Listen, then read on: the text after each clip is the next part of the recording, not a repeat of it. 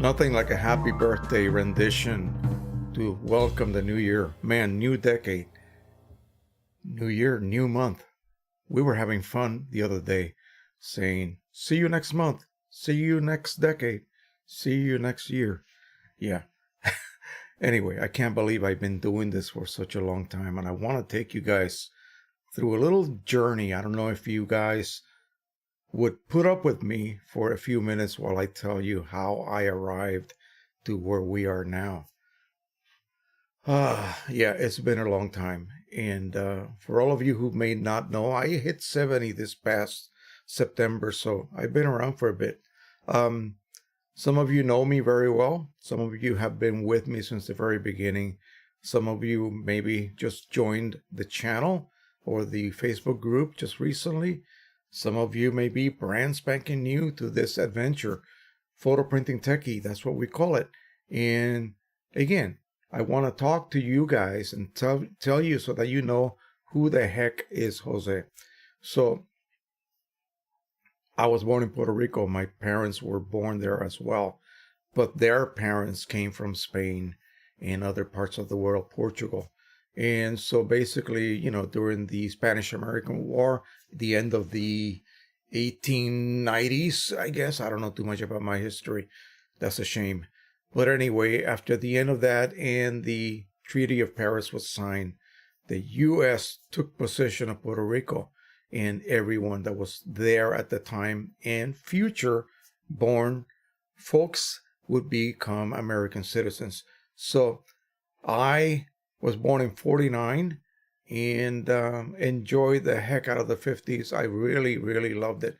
I was a strange kid, interested in things that were not usually what other children would be interested in. I wanted to learn about technology even back then, photography. There was a gentleman that lived up the street from us, and originally we lived in a rather large house. It took up a whole city block with gardens inside, and yeah, my uncle allowed us to live there, and my dad was his second in command in his company.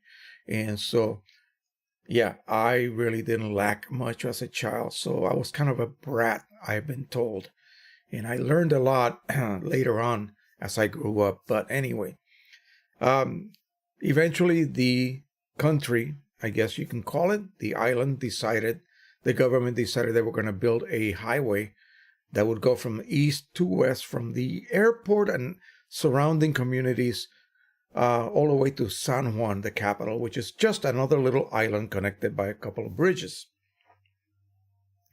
So guess what? They wanted to build that road right through my uncle's property. And so he sold it for a lot of money at that time to the government, and they basically tore it down to nothing. There's nothing but a little triangle where it used to be. The school that I attended was just down the street. And like I said, I was a really weird, geeky boy. I went to kindergarten and I immediately went over to the grammar school next to it after I graduated from kindergarten. And they tested me and they said, oh no, this kid is way beyond first grade. So I went to second grade. And again, I went to fourth grade. This is due to my mom educating me at home. And so, again, extremely grateful for that. Anyway, I grew up, became 11. I wanted to come to the U.S. mainland so badly that I nagged my parents basically to death. And they sent me on an airplane alone at age 11 to L.A., California, Los Angeles, where I lived, basically sleeping two to a bed with my grandma, her kids, my cousins, her daughter, and you name it. And then a year later, my parents came. They rented their house to that famous German wild animal act. I forget their name, but they had a lion and a tiger. And guess where they lived? In our house. My bedroom became the pen for one of those animals. Crazy.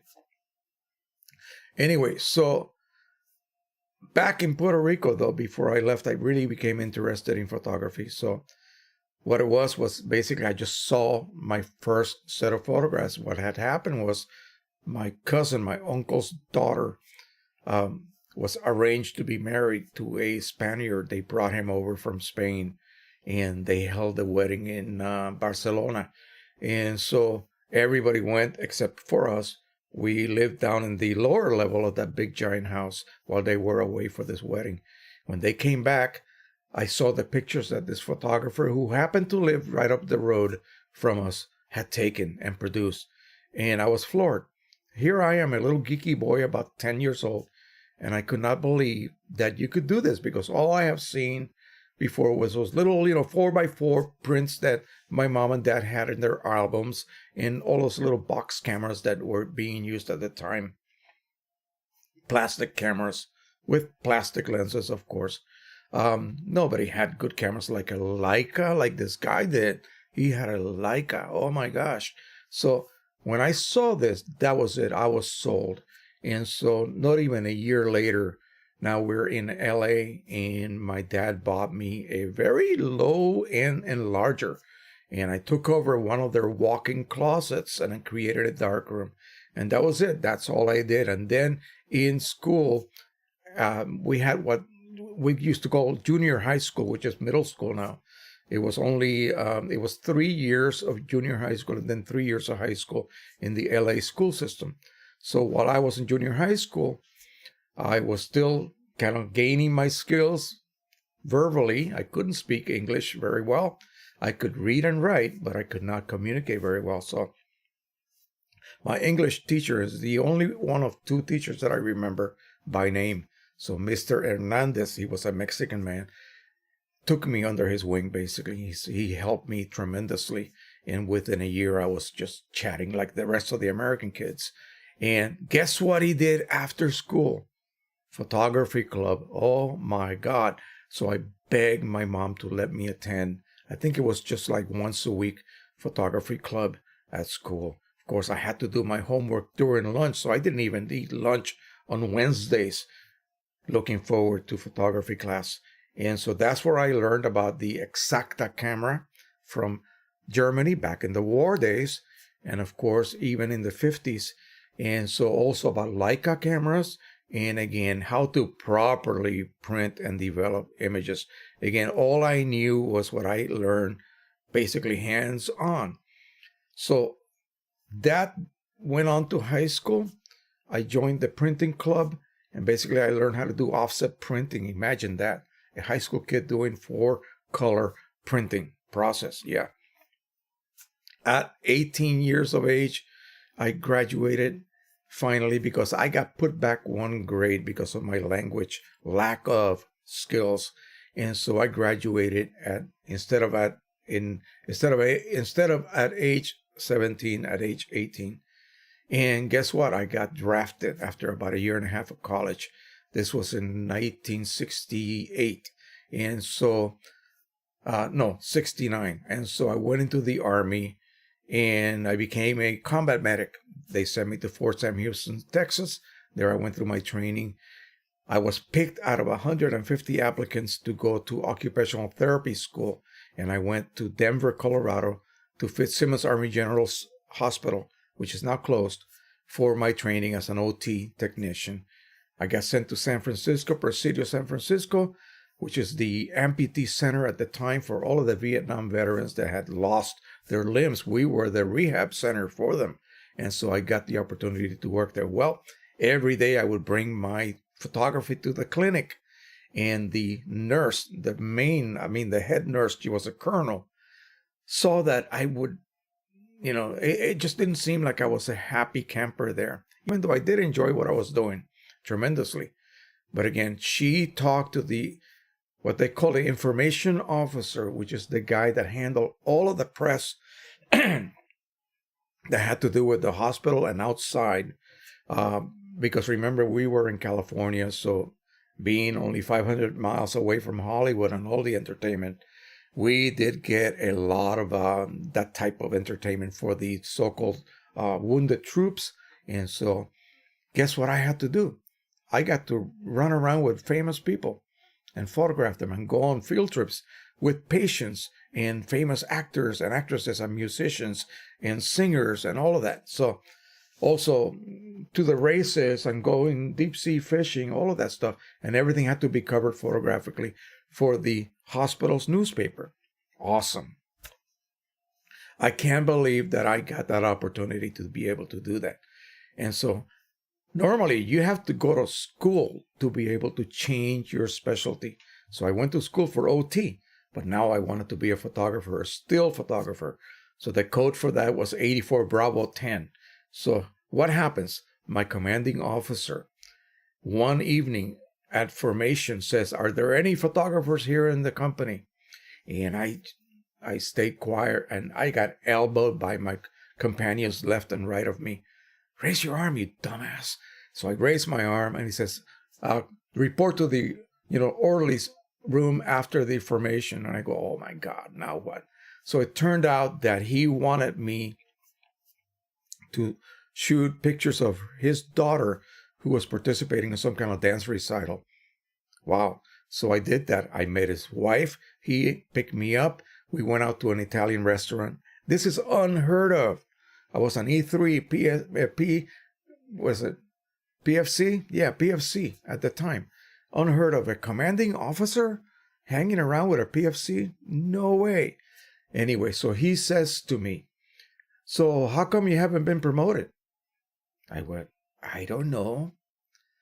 He didn't say a word. Not only did I get promoted within a month, but I also got my MOS changed, my military occupational specialty, to still photographer. Boom! I was in the newspaper staff immediately, and I got to work and run my own darkroom, which was located in the attic of the facility's bowling alley. On one of my jobs, I looked across the room and I saw a young lady with her hair all the way up. And I thought, wow, she's really cute. And if you guys go to my Facebook, my regular Facebook, you will see what I used to look like back then. In fact, one of these days I'm going to show you. But anyway, that was my wife-to-be, my future wife. And so, again, our eyes hit, and she says to this day that she thought, "Oh, that's the guy I'm going to marry." Well, I really didn't think that's the girl I'm going to marry. It's just that, wow, I got to talk to her after this. So, again, long story short, we got married in 1971. And from that point on, 22 years later, I retired from the military. And so all of this time I was able to do photography. That is, the only thing that I actually loved. So even though I did enjoy the work in the occupational therapy clinic a lot, and it was very rewarding, the most rewarding aspect of my whole life had been photography. So I stayed at Walter Reed Army Medical Center, behind that actually, at the Armed Forces Institute of Pathology, where I got to do all sorts of different types of photography and learn a ton of stuff, including lab work.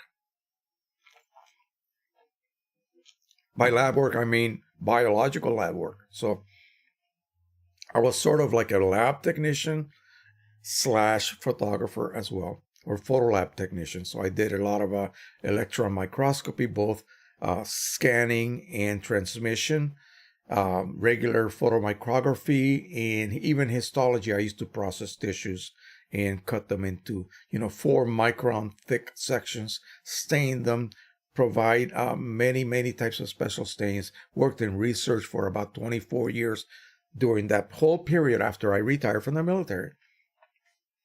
Well, comes time to actually close down the institute. The Army occasionally does this every 10 years or so, where they reallocate the bases that they have, either close them or combine them or whatever. Well, guess what? Walter Reed Army Medical Center, the premier hospital in the country for the military, was closing down. So what they did was, now they merged with the Bethesda Naval Hospital, and now it's got a very, very long name.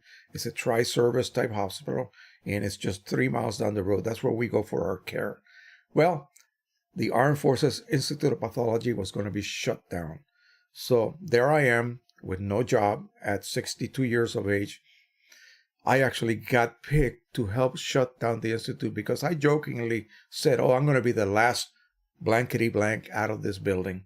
You watch me. Well, as fate would have it, that's what it turned out to be. So I was one of 14 folks that stayed behind and closed this 8-story institute with underground tunnels and all kinds of weird, strange things in there, closed down. So I was involved in that. And that was, again, very rewarding. But you guys got to understand that I spent half my life there, half of my whole life. So it was very difficult to leave. Well, we left on a Thursday, the 15th of September. Monday, I had no problem staying in bed. I thought I was going to have a problem not being able to have something to look forward to, which was work. I enjoyed my job tremendously. Well, guess what happened? Well, now I'm retired. I applied for Social Security. I said, that's it, man. I'm going to just earn, live on what I earned all my life. And so I get a call from our daughter, the oldest. And I was out with my former group. We were out to dinner in Bethesda, Maryland. I get home. I see a note that my wife left me. And it said, call Judy. Something about this Saturday. We had something planned for this coming Saturday back then. And I call her and she says, Dad, I'm going to have a baby. That was it, man. Forget everything else. Forget the life of leisure. Now it's time to enjoy life with a brand new member of the family. So that's where Nathan came into my life.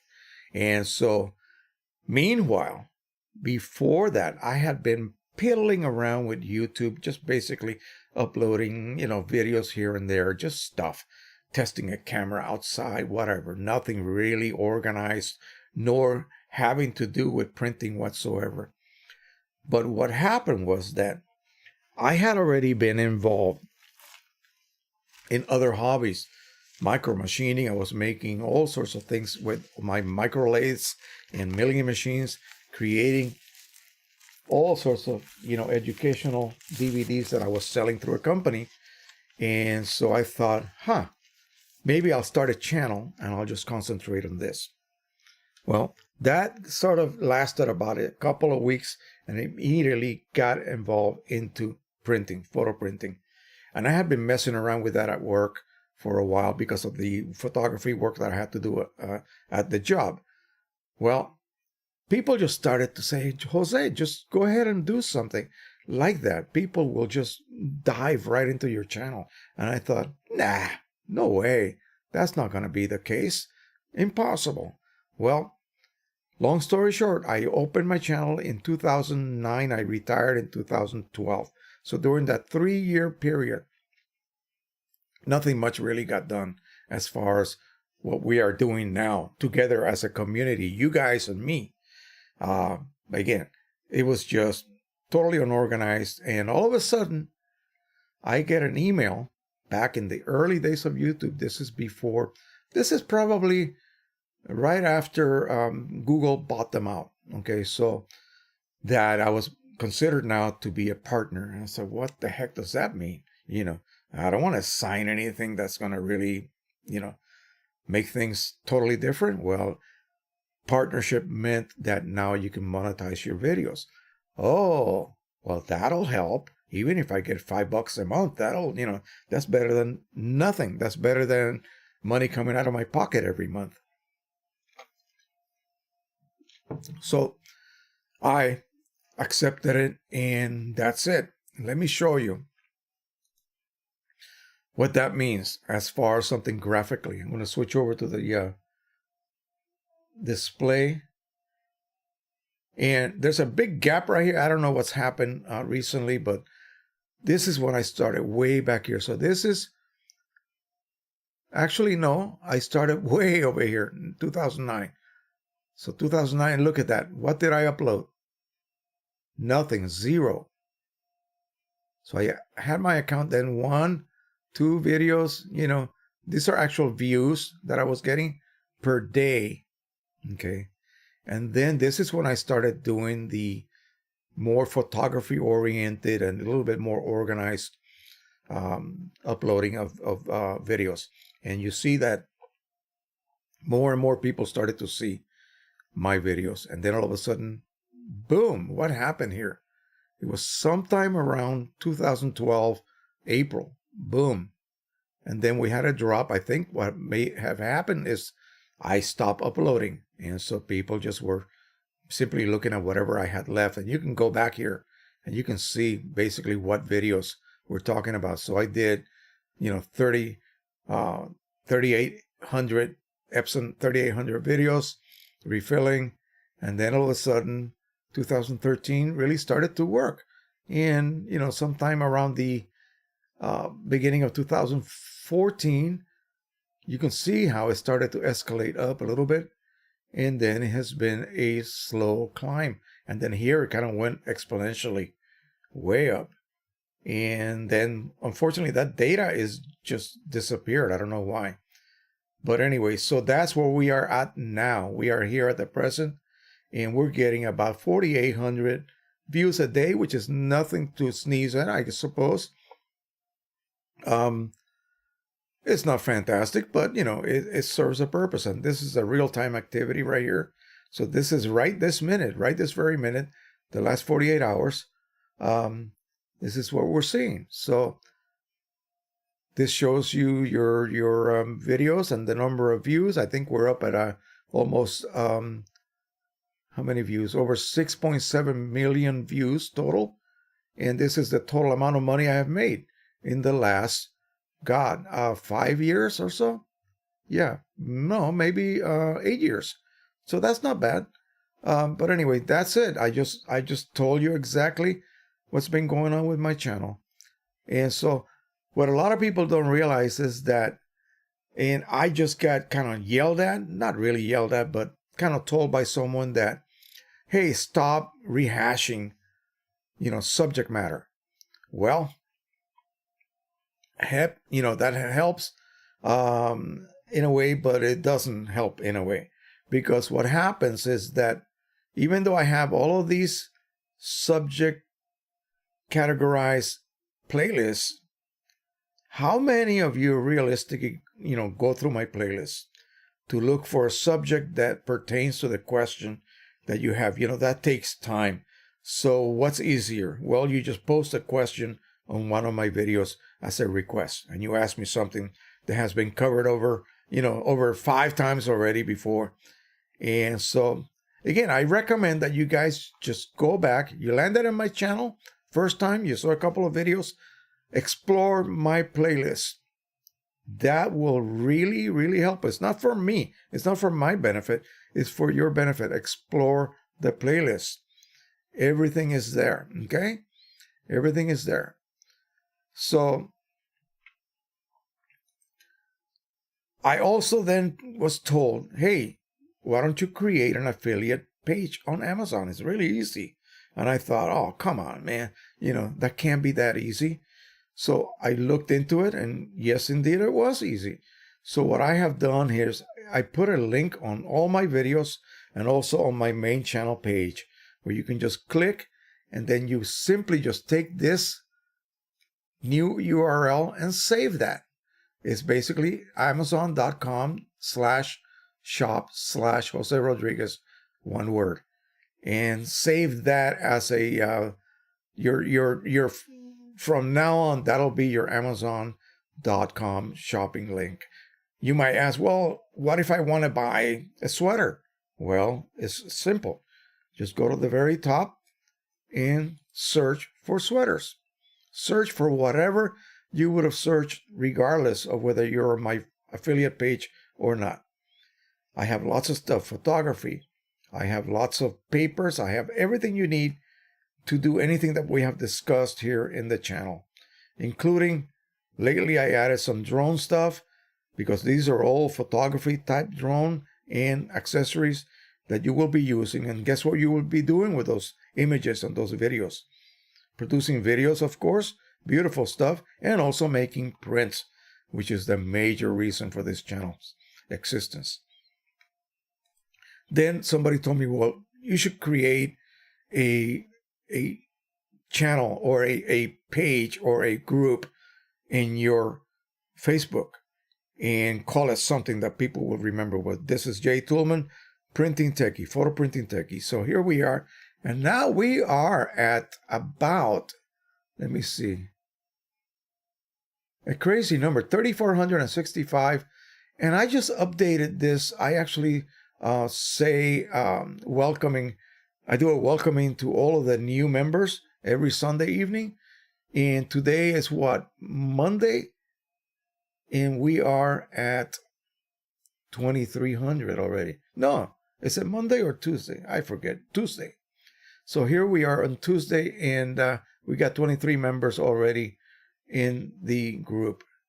And those will be welcome again at the end of the week. Usually it's about 35 to 40 new members every week. So doing really well. Use this place to ask questions. And please, we had a disgruntled new member here that just quit the group. I don't think he has done it yet, but what happened was he asked a question about a specific ink set tailored to a specific printer and wanted to know if any of us have used that ink. Well, rather than answer, no, we have not, or no, and get 6 or 7 of those, because apparently it was a specific type of ink, and obviously no one had been using that ink with that particular printer. Well, he got very upset, said the group was useless, and I suppose he's quitting. So again, you cannot be helped just because you want to be helped. You have to ask, be humble, and if anyone can help you, they will do everything in their power to help you. Believe me, we're not that type of group. We will jump in and help you guys immediately if we know the answer to your question. That's happened to me in other groups such as Drone Group and other camera groups. I will ask a question and people think it's a stupid question and they treat me like a lowlife, literally. And so again, we don't want to do that here. We are the only group out there that actually welcomes its new members every Sunday evening. It used to be every Saturday, but I switched over to Sunday because that's when we normally been doing our new live streams. So again, questions, I do not really get too involved here because I want to let the rest of you members take care of the questions being asked. This is it right here. Has anyone used Ink Owl to refill their Canon Pro-1000 carts? And if so, what do you think? And then apparently no one answered what he wanted to hear. So what can I say? Not much, apparently. So anyway, let's go ahead and close this. And close this. And we have here a link to the eBay page that has the drone that I've been using lately. This is something that I bought just recently, and I paid a little bit more than that. But look what you can get. $54.99. You get a drone that used to sell for about $400, believe it or not, back about 4.5 years ago. Great for photography. You've seen my videos on this quite often. Again, look at all this availability here.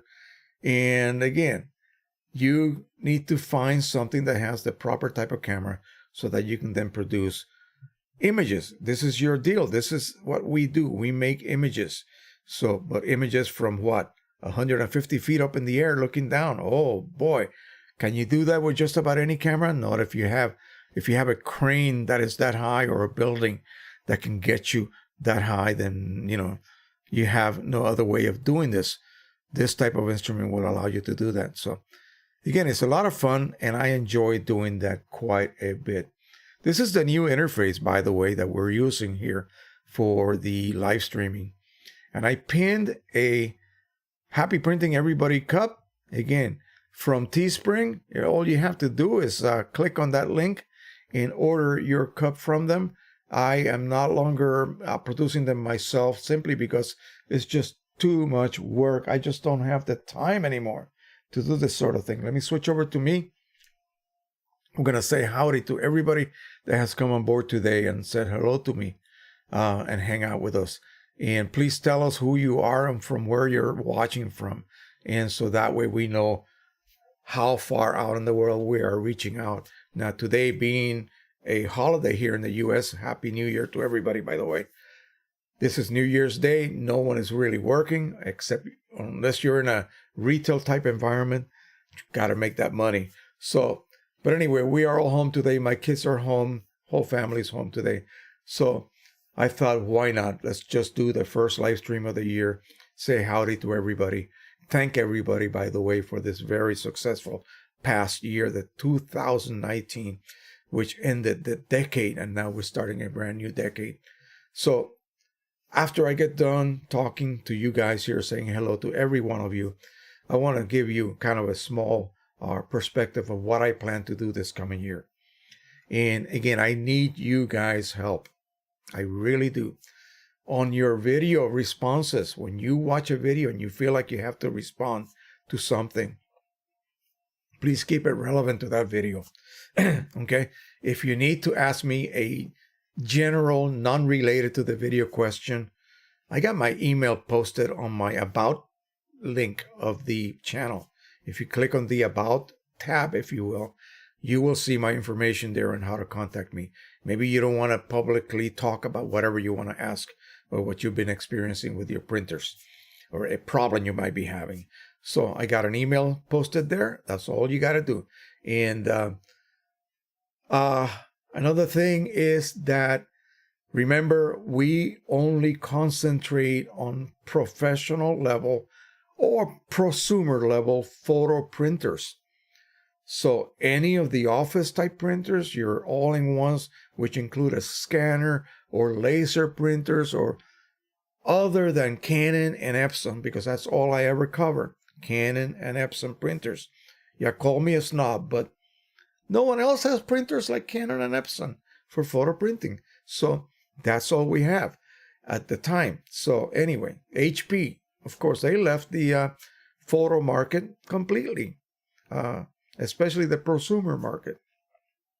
Sure, you can use some of these printers and sort of print good photographs if you know what you're doing, but really they're not intended for that. So please keep your questions sort of about the professional level printers, the Pro something, okay? Pro something, P something. Those are the Epson and Canon family. So otherwise, I can't help you, because what you're asking me, I can't even answer. I cannot offer any help about a specific model because I don't know anything about that model. I don't have a huge warehouse or the money to be buying every single model printer just to have one available when you're asked something about it. I really just don't have that ability. I'm very small, okay? So let's say howdy to the folks here. And Gerard Rousseau is here. He says, Happy New Year's, after I posted Happy New Year. Marshall Muir, all the best, Jose. Andreas Amador, Happy New Year. We have R. Reina. Charles Beardmore is here, of course. Les Beardmore says Happy New Year. Andrew Silverfox, of course, is here. Good guy from the UK. JTS Golf is here. Bill Sturck is here from Milwaukee. Stephen Paulvoy. Have a really great story to hear about your life so far. Oh, very happy New Year, and may you and your family have an awesome 2020. Thank you so much. And he's from Ontario, Canada. Paul G. from Quebec, Canada. Kurt Jett from Middletown, Ohio. Rod Levesque, Happy New Year from Ontario, Canada. Sandeep from Kansas. And where am I from? I am from Maryland. I am in Kensington, Maryland, which is just north of the DC city line, okay?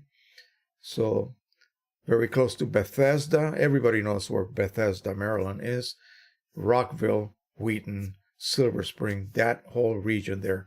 That's where I am from. John Iganatowski from Fords, New Jersey. Les Beardmore says from the UK. Roust 716 from Woodbridge, New York. Sandeep says, what about 3D printers? Ah, thanks for asking. Also something else, and this is, when I discuss what I'm going to be doing new this year, that's going to be sort of connected to that. Can you do a series on that? Well, I first have to get one. So Alex Conroy, Jeremy Spears, or Spears from Holly, New Jersey, Lens and Beyond. Do you think a Canon Pro-1000 will be updated soon? I hope so. I really do not know. Nothing new has come up. Nothing new. Consumer Electronics Show in Vegas coming up this year. I have no clue. They usually keep those things a pretty good secret. The videos that I watched from last year didn't really include anything. Nothing. Just a new Canon all-in-one printer. I think it was one of those Tank G series printers. We got a person per, I can't pronounce that, BJODSTRUP from Denmark. Happy New Year to you, my friend, and thank you for dropping by tonight. Cliff Medina, hey, what's up, my friend? Happy New Year, Jose, he says. Thank you so much for being here, my friend. Yeah, let's talk about this year, actually. So yeah. What have I not done with printers? You might ask. Pretty much everything, okay? There's really nothing much more that I can do that is groundbreaking or, day and night difference or brand new or never done before. Nah.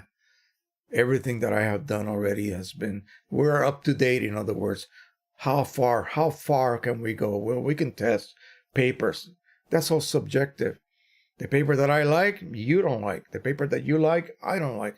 The paper that this person likes, this other person may not like, So, yeah, I can test all the papers in the world and really will not mean much because, again, video does not really display the properties that well. So, any nuance that you see from this paper to that paper really will be lost in video. It's like throwing away information.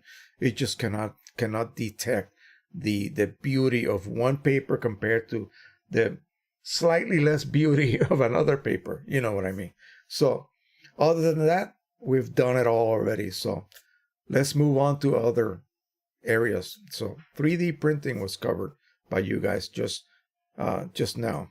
Asked about, that is. What can you do? Well, you can do just about anything on a 3D printer. Now, just 5-6 years ago, there were only a few good quality 3D printers. Now we have an abundance of them. It's like the drone world. A few years ago, DJI, that's it. Okay, DJI Parrot, maybe Unique, that's it. And now there's all sorts of companies. Sure, they're all at the bottom of the tier, DJI on top, and of course Parrot and Unique below. And now, we have Hotel and many others that are sort of, mid-range, good drones, but they just don't have the moolah that DJI has to continue all of this development. And but anyway, what about printers?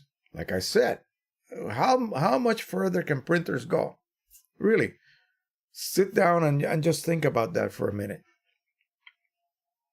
How much more can we improve our printers? Well, we can have printers with, 30 different cartridges, colors, to increase the gamut beyond recognition, if you will. That would be a humongous printer. Okay, nothing that any one of us could house in their home. I mean, what can you do? We're at 12 colors now with Canon Pro Series. Where else can you go? Well, we can add maybe green. We can add orange. What else can we add? Brown? Oh, come on. You can make brown. Brown is not an important color. You see what I mean? So how much more can we advance? Probably not much more, okay? Features could be maybe improved here and there, but there's really nothing that you can add that at this point it's what people call the there's a term where you spend a ton of effort and gain very little. Okay, you see what I'm saying? So right now, research and development would have to spend a fortune just to increase quality a little bit. The same thing with camera lenses. We're at a point where I don't think we can increase the resolving power more. You're limited by sensors, sensor density. In the days of film, you were limited by the ability of the film to record fine details. And that at that time, it was lines per millimeter. Okay? So how many lines, black, white, black, white, black, white, packed can you resolve with a given lens on a given type of film? Before it just becomes mush, nothing but little silver granules. You cannot resolve beyond a certain point. You cannot resolve beyond a pixel. So if you got a trillion pixels, yeah, and you have a hell of a good lens, then you reach a point where you have maximized the ability of a camera to resolve detail. And you can't go beyond that. In electron microscopy, the maximum resolution is the wavelength. That electron wavelength, that is it. You cannot go beyond that. Okay. So where do we go? I don't know. I really don't know. I really do not know. So 3D printing. Well, that technology has been around for a while. And now they're building homes in third world countries with 3D printers, gigantic ones, that is. Basically, they have a nozzle that spews concrete. Okay. Just like one of those big insect-looking machines that can put concrete over the roof of a building into a cavity below. All computerized, by the way. So 3D printing, yeah, I'm looking forward to that. What if I need a gadget, something to hold something? I can design it in a CAD program, computer-aided design program, and then export that file into a 3D printing file, and then slice it, slicing software. It's like a CAT scan, and then send it to the printer. The printer will extrude a super, super small diameter stream of plastic, basically, and then create that layer by layer. Here's the catch with 3D printers. They're still not able to produce a smooth surface. It's still going to have that texture because the resolution or the diameter of that plastic stream is still a certain diameter. Okay, it has not gone to the point where it's going to be, well, if I had hair, I would say a hair's diameter, but you see what I'm saying. But I have a beautiful squeezy bottle rack that was 3D printed by someone for me, and they gave it to me.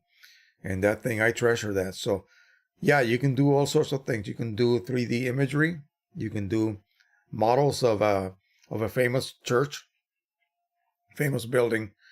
You can download free models from everywhere and just spend time having fun with your printer producing these little models in miniature. It takes a long time. It takes hours to print something. Okay. So again, they haven't gotten to the point where it can be sped up.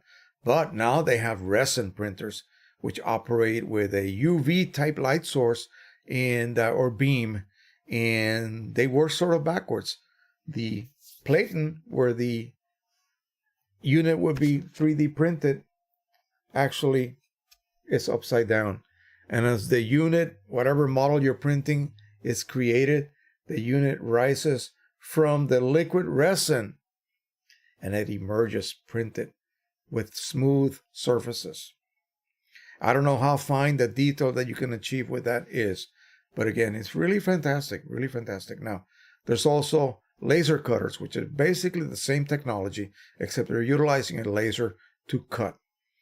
That's something I always looked at getting because in my other hobby of scale miniatures, oh heck yeah, I could use a so-called laser cutter, okay, and etcher. It will not only etch but also cut, so you can create images on a piece of very fine wood. It will just etch that design. That would be really cool, wouldn't it be? It would be something totally different rendition of an image shot by you, okay, on a piece of very fine wood, very thin veneer, which is then mounted on a plaque. Yeah, so that's a lot of stuff. But, you know, we try to stay with the conventional photo printing process. And so at this point, like I said, what can they give us that's going to make us want to take our wallets or credit cards out and buy something new? What's going to be the next printer? Well, what would precede the Pro-1000? Okay. Well, if I had my wish come true, the Pro-1000 would have roll support. That's it. And some other way to diminish the waste of ink. Okay. One way that you could do that would be to have a separate large cartridge with some sort of cleaning, because what the cleaning cycles that the Canon printers generate is, by my theory, okay, and take that with a grain of salt, but let me tell you anyway, and you tell me if I make sense or not. You got a thermal head printer. The way they operate is to heat micro droplets of ink till they are basically at the boiling point and they are expelled onto the paper surface. Okay? So the heating, just like when you heat anything and you evaporate it in your kitchen pot, it leaves residue behind. So there's got to be some sort of residue building, because why are you doing all of these cleaning cycles? It could either be because you're not ever going to run a clean cycle manually and you need to keep your printhead unclogged because you're only printing once a month, like most people, including me sometimes. So you would think that's the reason for it, but no, it's not, because they occur every 60 hours. If you print regularly, then every 60 hours you run a cleaning cycle on a Pro-1000, for instance. They happen also after each print, just a very, very tiny purge, and that expels a little bit of ink out. All of this, why? Why is all this ink being wasted? To remove the residue that you build up during printing. So the more you print, see, it's kind of counterproductive. The more you print, the more residue you build up, and the more you really need that cleaning cycle. Okay, so they need to design something that will be not being fed by ink, but being fed by another. This is going to require a complete redesigning of the printhead, okay, an ink delivery system.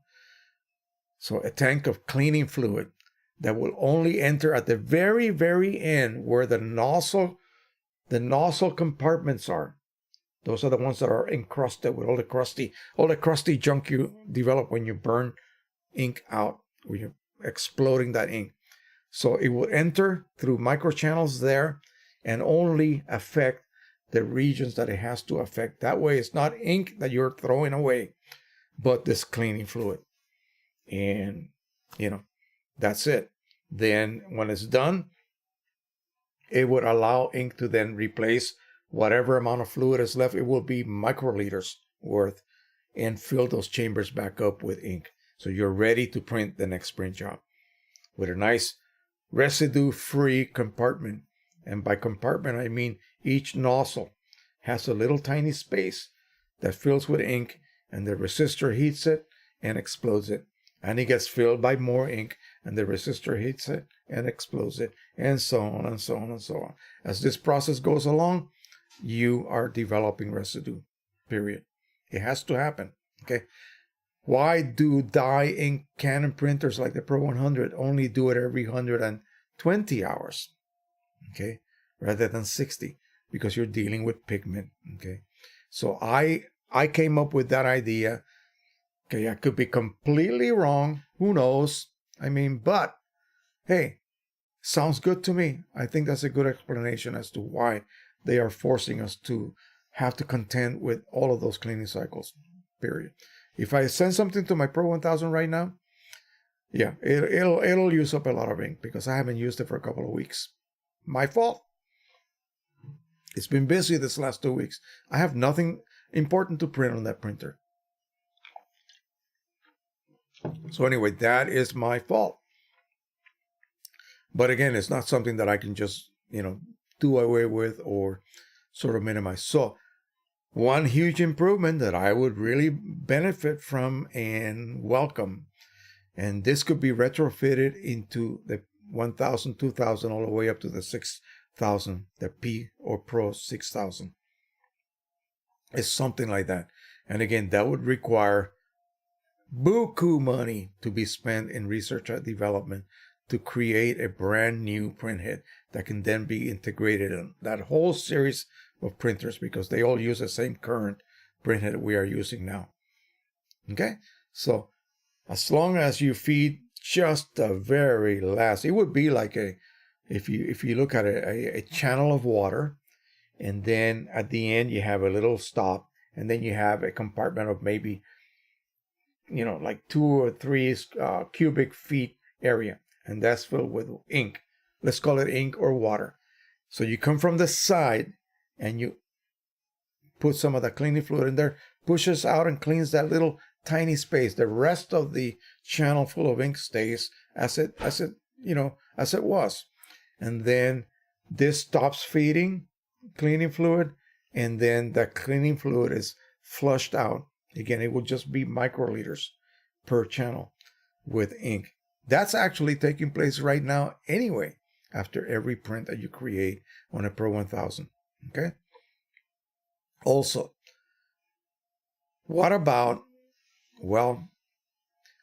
integration of ICC profiles from other providers?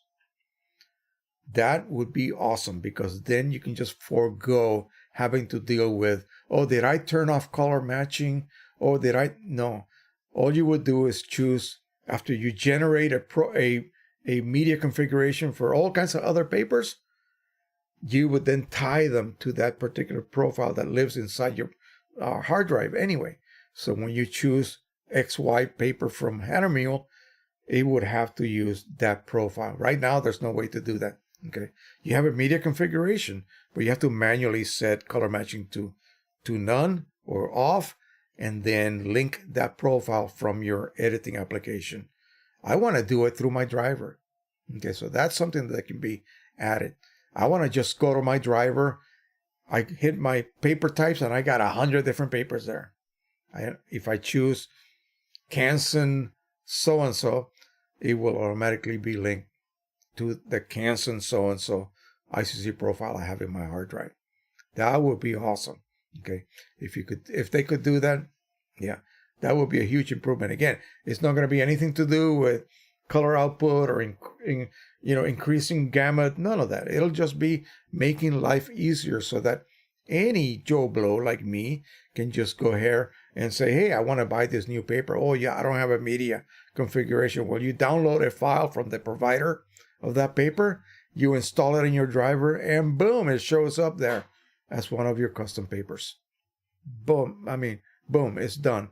Hit that custom paper, you've already downloaded the profile, and it links it automatically. It would be using, instead of color matching set to none, it would be color matching set to ICM. That automatically currently links a Canon paper, only a Canon paper, to a matching Canon profile living in your hard drive. Pretty good, right? Yeah, that would be awesome.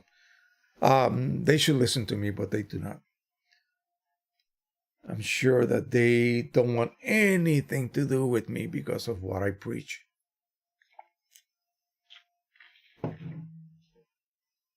Okay, let's see who else.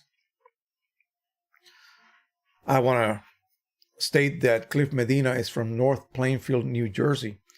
Blue Driftwood Beach, Happy New Year from Southeast Georgia.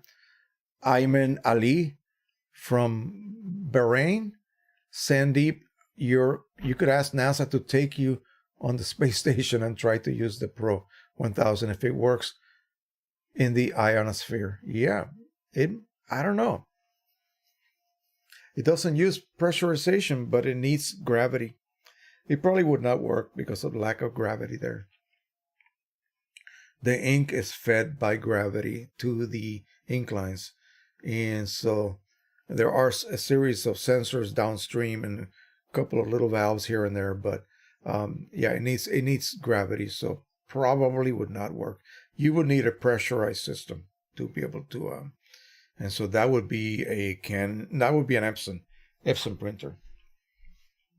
Sandeep says, I take offense you saying brown is not important color. I am brown, so am I. I'm a little brown too. Yeah. I hope you didn't take it that way. Come on. But you know what I mean. Brown is an easy color to produce by mixing other colors. That's what I meant, okay? Not that it wasn't an important color. The really, really difficult colors are blue and reds, actually. That's why often the Pro Series from Canon have proprietary blue and red ink. That's the only reason for that. Stephen Polvoy, Jose, I'm getting my brand new 24 HP Z9 something. Those are good. Pro printer after looking at Epson and looked at Canon Pro 2000, but purchased the HP due to it built-in spectrophotometer. I recently got a Canon Pro 100. Yeah, that Z series goes back quite a while, and they do have the ability to actually create ICC profiles. And the difference about that printer, and this is exact. I'm so glad you brought that up. This is exactly why I was mentioning what Canon should integrate in their driver, and Epson too. They should do that. When you create a profile in a Z or Z series HP printer, this is the only really good photo printer that HP currently makes. It will create that profile internally. Basically, it'll print those charts for you internally. It will go back and after they dry, it'll roll it back in, and the spectrophotometer will read each one of those patches, just like I have to do manually with this externally, and it will create the profile. You can also do a media configuration, I do believe. And so how awesome is that? Because they also have an internal hard drive, and they will save all of that information. Printing on one of those printers using color managed workflow, it's a piece of cake. Okay, it's all built into the printer. JK, Happy New Year to you and yours. Thank you, sir. Jeremy Spears, that would be nice. Yeah, you know, I often sit down and think about what would I like to have on my, integrated in my printer so that I don't have to do this or this or this. That would be awesome. Every printer should have an external big old tanks of ink. But that's not a moneymaker. Of course, they could charge per milliliter enough to equate what you would have to pay buying individual cartridges. Again, it would be easy to integrate that even on a stationary printer, stationary cartridge printer, because what you would do is forego the need of having cartridges in a compartment. You would simply have external tanks integrated into the design of the chassis, and they would feed ink via lines to the current system that these stationary printers use, which is basically like a sys. It has a ribbon of ink lines, and those are connected to the print head or print heads, such as the ones on large Canon printers. And so, yeah, that should be the case. And so, I remember at work at the Armed Forces Institute of Pathology, we had iris printers, and those suckers used to basically siphon ink from like gallon bottles outside. That's how they work.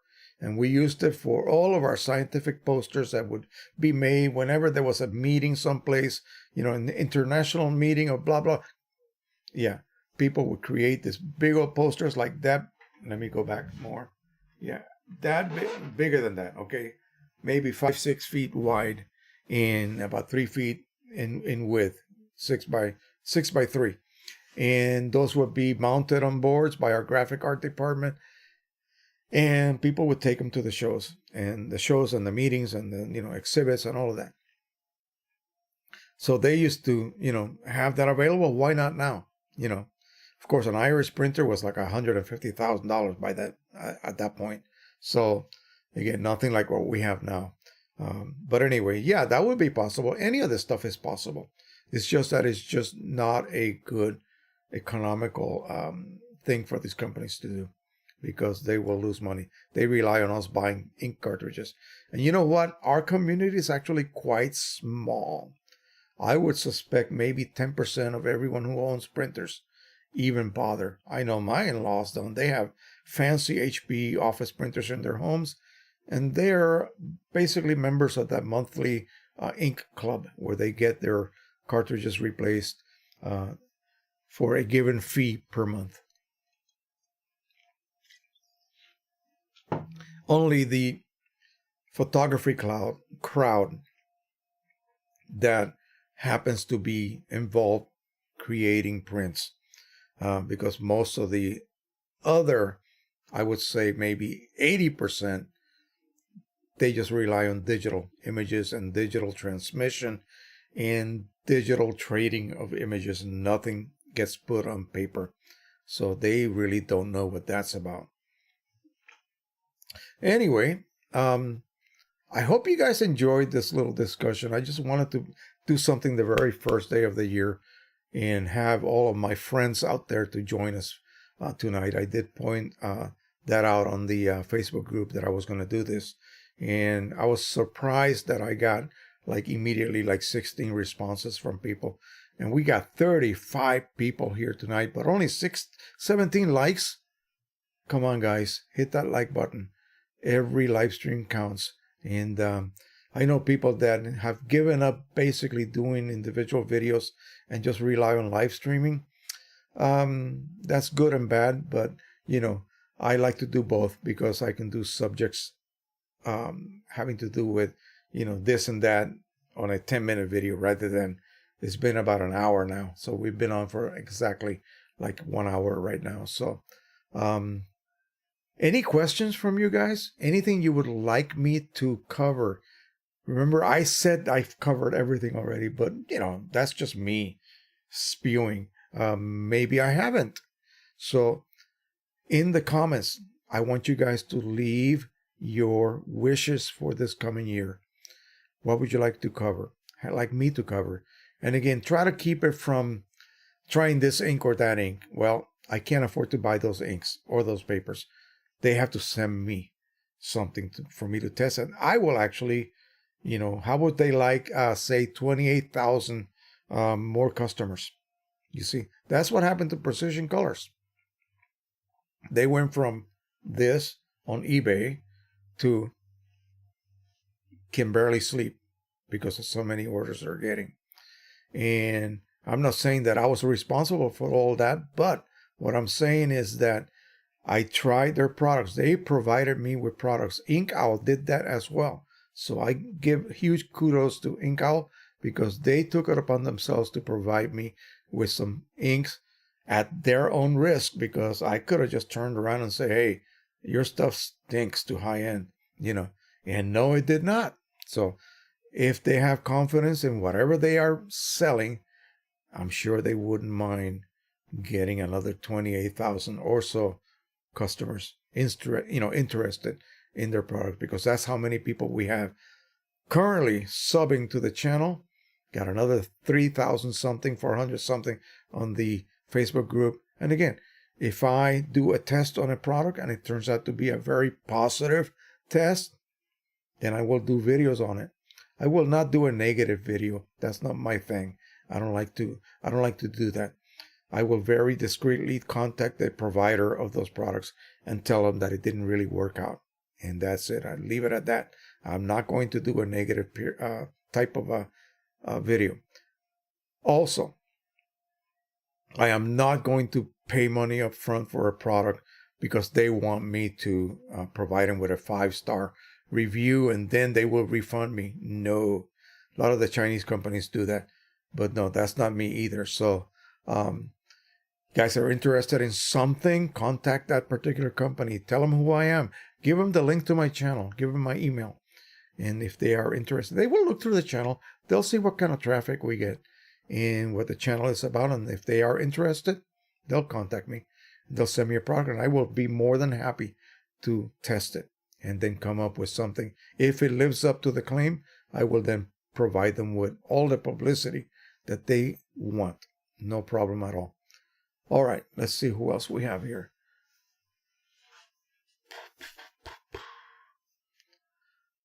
Bill Richardson, Happy New Year. I have a Canon Pixma Pro-1000. I love the prints, but have issues with paper loading. It often seems to struggle to grip the paper. Is this a known issue? No, not really. In fact, I would think the opposite. The Canon printer's feed mechanism is superior to EPSON. It grabs the paper at the center edge, okay, right at the center, where EPSON grabs it at the far right. When you load an EPSON paper, let me get one of my standard images here. Stay over there, don't move. When you load a piece of paper, by the way, this is what you guys should be printing to certify your printer, okay? To make sure that the printer is producing the correct output. You load it this way. So here's we're looking from the front of the EPSON printer. It grips it here, and it could possibly skew it. Whereas Canons, they self-center. The guides are self-centering, okay? And the gripper basically is right here. So it will tend to grip it a lot more securely than an EPSON. If you're having problems with a Canon, yeah, you probably have even more problems with an EPSON printer. But again, it's just something that you have to learn how to manage. Run the roller cleaning utility. It's located in the maintenance tab, okay, of your Pro-10.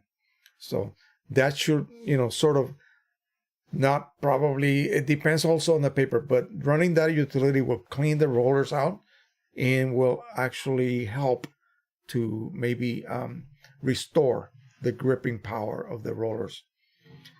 I would need to know what kind of paper you're having problems with, because it could be also paper related.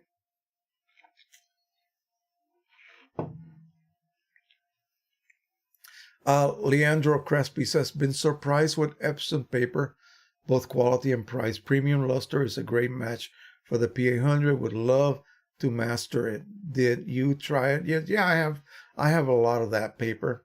I love it too. It's very similar to Canon's Pro Luster, which is what we have here. Okay, I have a roll of that very paper right now on my Pro-1000. It's a 17 by, it used to be 100-foot roll, and I'm using it just to continually print stuff on it. I've done stuff for the school. I've done some 17 by 30-something inches long banners and things for school and for our church and stuff. And so, yeah, it's a good paper. It's a good paper. It is resin coated. Be aware of that. It is full of OBAs. So unless you're using OEM inks, it's going to then diminish your longevity. OBAs in papers will, diminish your longevity even with OEM inks, okay? By that I mean optical brightening agents. They allow the paper to sort of fluoresce when it's hit by most light. A lot of light has a little bit of UV in it, so the UV makes it fluoresce, and it makes the plain white background, just the paper base, if you will, sort of glow more. And so it increases the brilliancy of any particular paper. Eventually, it just sort of oxidizes itself. It burns out, and the paper just returns to what it would have been without the OBAs. But by that point, it has faded. So, okay, let's see what else we got here. Anything else, you guys? We were talking about, drone photography, and I see we got some people here that have never basically landed on our channel before, or maybe are members, but they haven't been participating in our normal Sunday evening live streams. My daughter and her husband are very fortunate.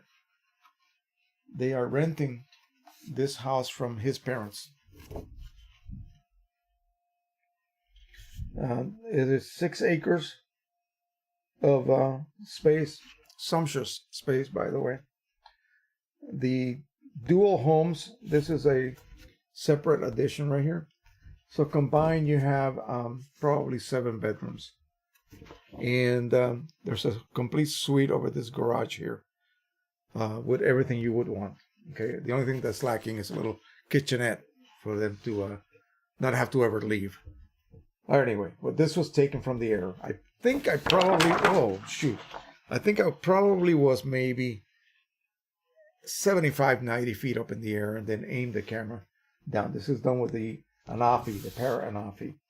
So it is a raw image, 22 megapixel raw image that are then processed in Lightroom to remove the little bit of distortion that the lens produces, because it's a very wide angle lens.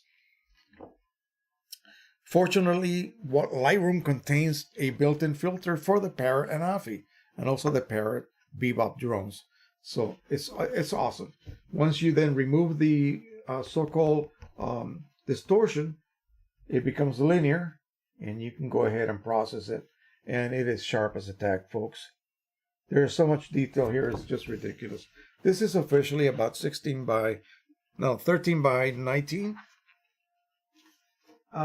Again, Pro Luster paper, Pro-1000. Looks great. This last fall, there was one particular little tree, and I believe this is it right here. I flew right above it and just aimed the camera straight down.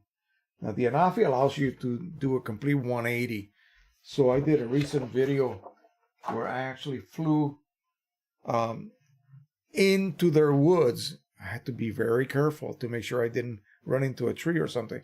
But there's a walk path back there. So there's enough room for you to maneuver. And I put the camera straight up. So I was getting straight up shots of the sky and the trees with the light streaming through it. Really neat. It really looked great. And something you can't do with practically any other drone at this point, unless you have the Skydio. And I believe there's another cheaper drone that has a sort of 180 all the way up camera, but it just doesn't come close to the quality. This is their backwoods. This is what they have behind their house. And again, just high enough to get the treetops in line with the lens. And again, the detail is just tremendous. And, you know, you have to be careful when you do this sort of thing. You have to choose a fast enough shutter speed, of course, and the ISO. Now, some of the more advanced cameras from DJI will have f-stop adjustment as well. But a lot of these other cameras, they just have a single f-stop, maximum f-stop. They're very well corrected, though. So the only exposure control you have is your shutter speed and your ISO. Basically, you're just increasing or decreasing the sensitivity of the sensor. So I usually set it at 100 ISO, and then I adjust my shutter to give me a perfect histogram across the screen where I'm watching what the camera is seeing. Here's another slight different angle of the house. And again, I just did this just to practice in case I ever get licensed and I start doing some, you know, type of photography like this for a bit of money. You have to be licensed, of course. This is a duplicate, but I cropped it a little bit more widescreen, if you will, more rectangular. That looks really good. About 1.5 inches borders on each edge. This is a shot down the front yard, looking at that very tree that I shot from above. Again, this is like 5 o'clock in the evening, maybe October, and the sun is almost about to set, and you see those long shadows forming. I love it. I love that time of day. And this is a close-up of that very tree.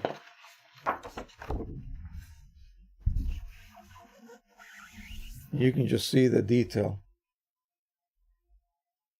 Hopefully the camera's picking up that level of detail. It's just a cheap Logitech 1080p camera here. So anyway, that is what I do for fun. Again, if you decide to do this type of photography for real estate purposes and other purposes, basically there's so many applications that are going to be explored, especially now 2020. This is why the FAA is getting so busy coming up with all kinds of new regulatory laws and just crazy stuff. They realize what a huge industry this is going to become. And so for me at this point, it's just fun. It's just a stress reliever. And I just love doing it. I love flying. I know some of you here with us tonight also do that for fun.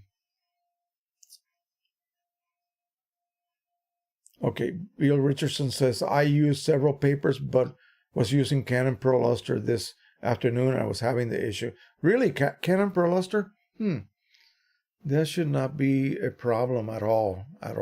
Something may be up with your rollers. So run that utility. It's located right in the maintenance tab. And see if that improves things.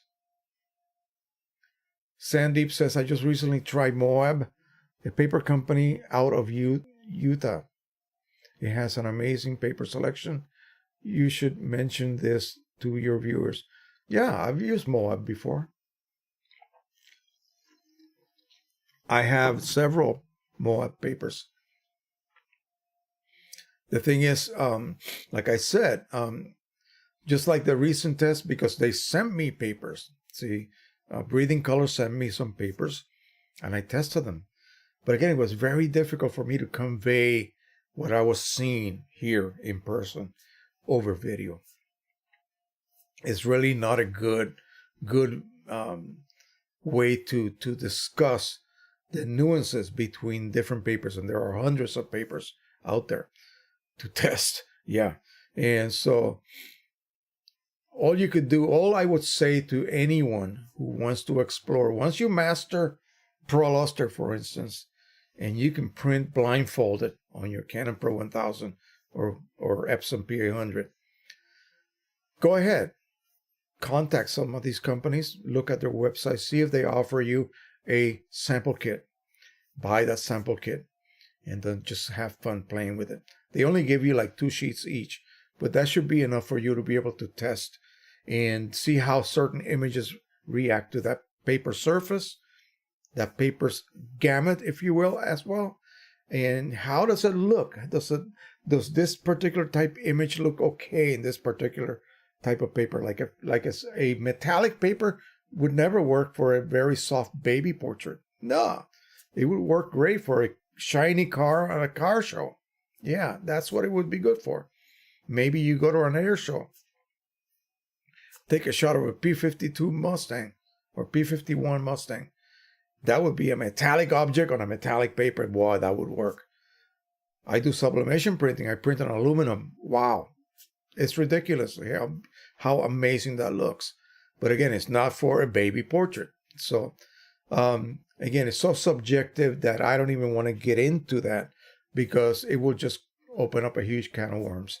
I would say, oh, this paper's fantastic. You then buy it and you don't think it's so fantastic. And I just made you spend $50. You see? So, again, it's something for the opinionated and not something that, for example, something mechanical that I can say, well, this works exactly the way it is intended to work. Boom. And here's the proof. You can see it moving back and forth and spitting out the paper. Yeah. There's a lot of subjectivity about papers. I really hate to get into that. Yeah, I could be doing dozens of videos on just papers, but that really would not say anything. I would be just spewing information. I love the way this looks because it's got a nice lustrous surface. Who cares? So does many other papers, you know.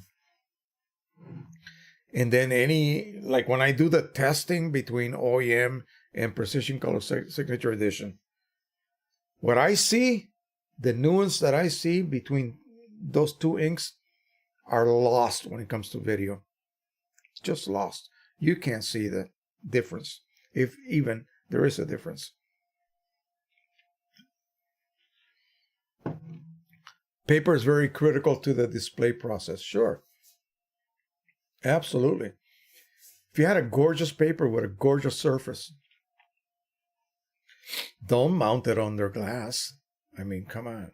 It has to be float mounted, borderless, on a piece of beautiful masonite with the edges painted black.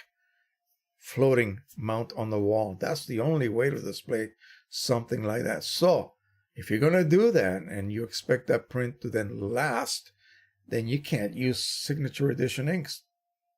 They're not OEM. Okay, they're going to give you enough longevity, maybe for the end of the show, a few months down the road. But again, it's not for someone that's going to buy that for their living room wall and it's got your signature on it. No, you have to use OEM. So,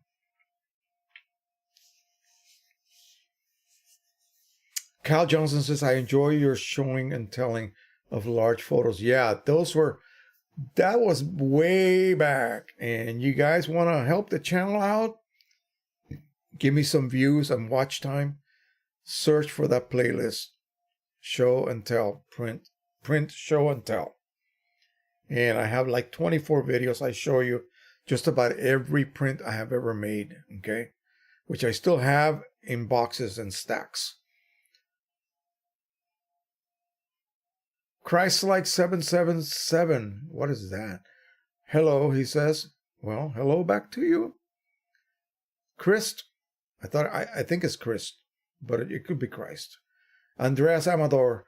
But some papers will be killed by the glass on the frame. Of course. Yeah.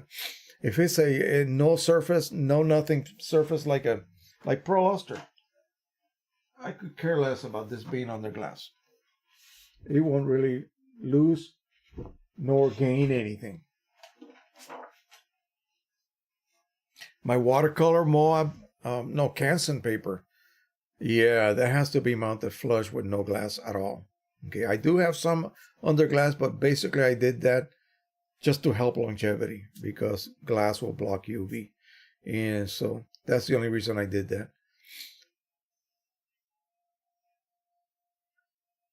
777 says, what can I do? I pay the metal for, what?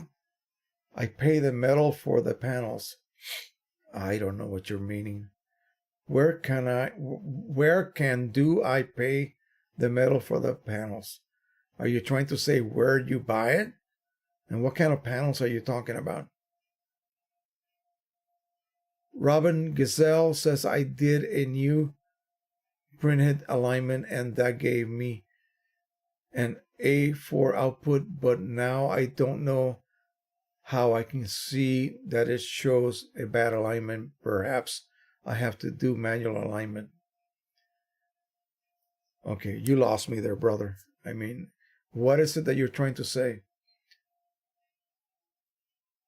You had alignment usually will display itself as some sort of repetitive banding. Okay, it's a mechanical problem.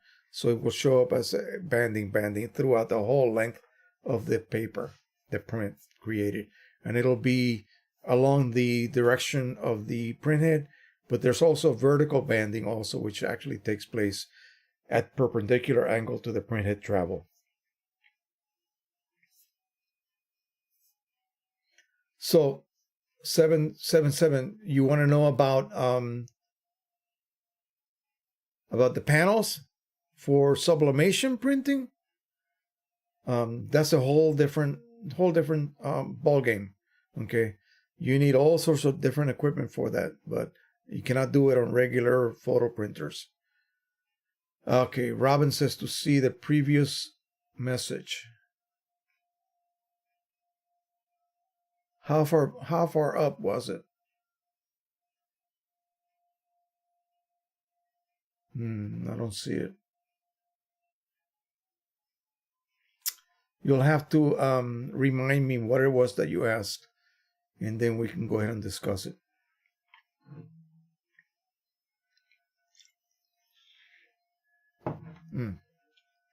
Okay, I'll just call you 777. I get my Chroma Lux aluminum, sublimation aluminum sheets on eBay, on Amazon. There's several companies that sell them. Conde.com, CONDE.com. Anybody that sells sublimation materials will probably have Chroma Lux aluminum panels, and those are the very, very best.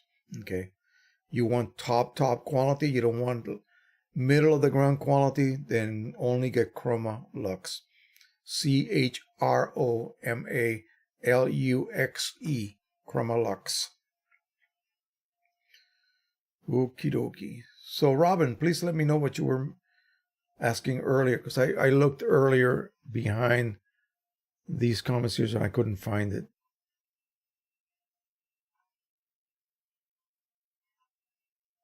I'll give it another try and see if I could find what you were talking about. Nope. Sorry. Could not find it.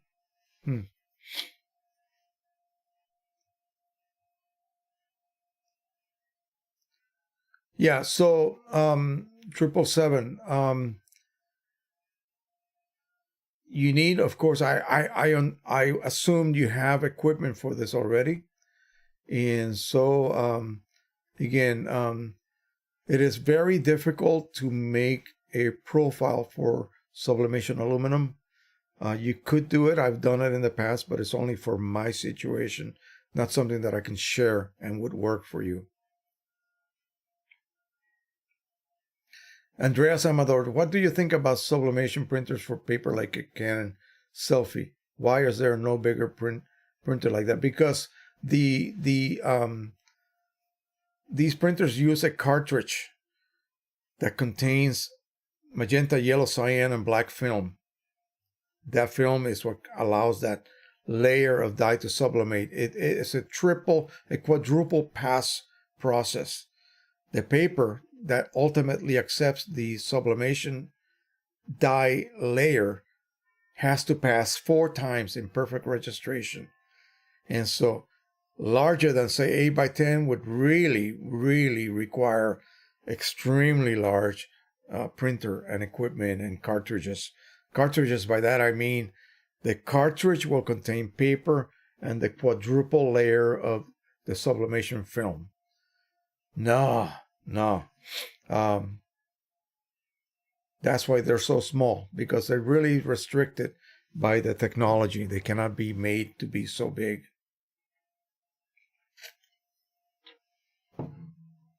Plus, think about it. You would want it to be portable, right? Because you're going to be taking it to an event or a wedding or some other type of social event where you're going to be shooting local shots of the participants or the people, in a photo booth or whatever. And then you're going to be printing those right there on the spot. So it's not going to be more than like 5x7, 8x10. That's about the max.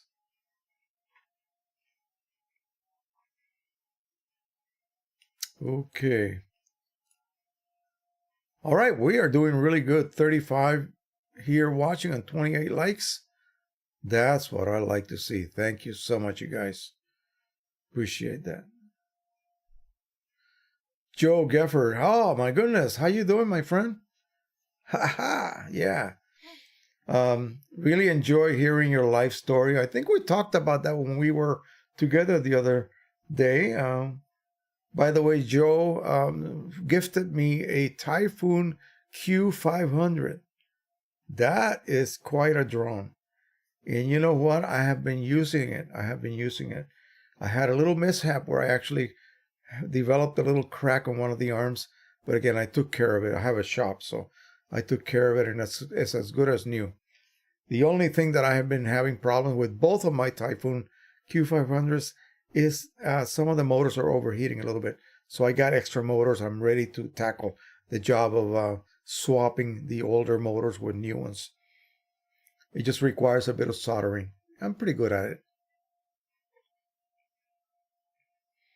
Thanks for all you do and help us improve our printing skills, he says. Alrighty, thank you.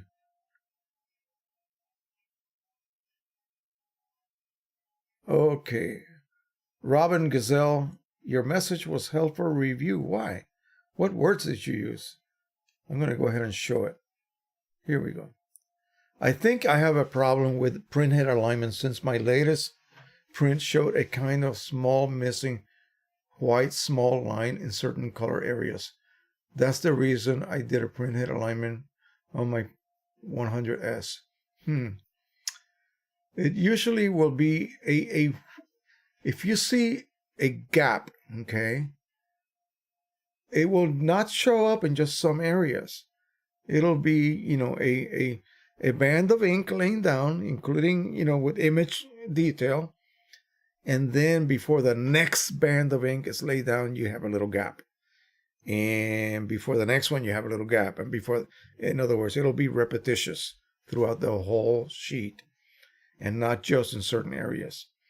I would look for whatever particular color or range of colors that this occurs at and check to see if the so-called nozzles are all firing. And on a Pro 100, it's really difficult to see because you're not seeing individual nozzle, you see the whole band. That includes every single nozzle. You would have to print a nozzle check on glossy paper and then use a magnifying loupe to be able to see if there's a line missing somewhere. It's very difficult. If your head alignment doesn't do anything, then it's not that. It's something else. It is kind of repetitive while white lines. Okay, if it's repetitive, then it more than likely is a head alignment. Okay, and if you do it, for example, if you were to create like a middle gray document and just print that so that your whole print is nothing but gray, that will immediately show you. Okay, whereas a regular color image with many different colors, some predominantly red, green, blue, purple, yellow, whatever, it might be a lot more difficult to see. Okay, so check that out, and if it is, then indeed it is a head alignment, and just do a manual one, but use good paper, okay, not regular copy paper. That way you can see exactly where the problem is and you can pick the correct square when you enter the numbers. The auto head alignment works, but you need to use good paper. Okay. Otherwise, the sensor will have problems reading. And the reason is regular copy paper, the ink bleeds. Okay. It doesn't stay. A droplet does not stay. It spreads. And so all of those little nuances that the sensor is detecting to align your printhead, because the printhead advance, the printhead area that it lays down has to match exactly with the advance of the paper. Okay, it'll either overlap or have a band, have a space, a gap. When it is perfect, you see nothing. It is just continuous. The first band passes, the next band passes right next to the last nozzle. Okay, and so on and so on. When you start having overlapping problems, and sometimes it could be mechanically produce problems. In other words, the paper advance is erratic maybe. But again, the ideal situation is to have the paper advance exactly the correct amount so the next pass of ink is adjacent to the previous one. Not overlapping and not a gap. Okay? So all I can suggest to you is to do a manual adjustment and see what happens. And use glossy paper this time. Let me increase the lighting in here a little bit.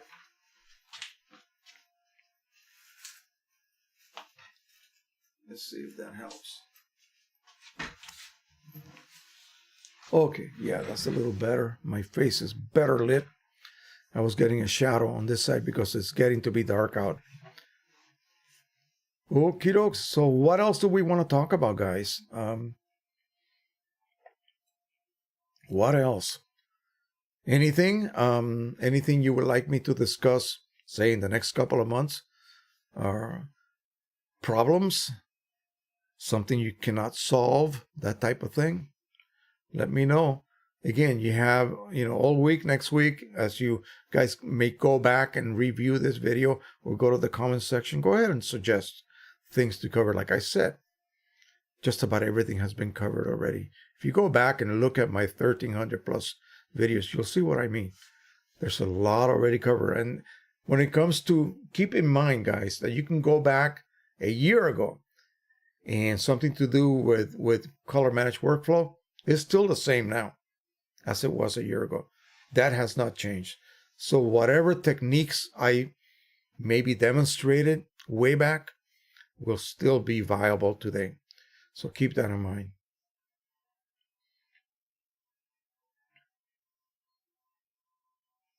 Robin says, thanks, I already learned a lot thanks to your videos. Well, thank you.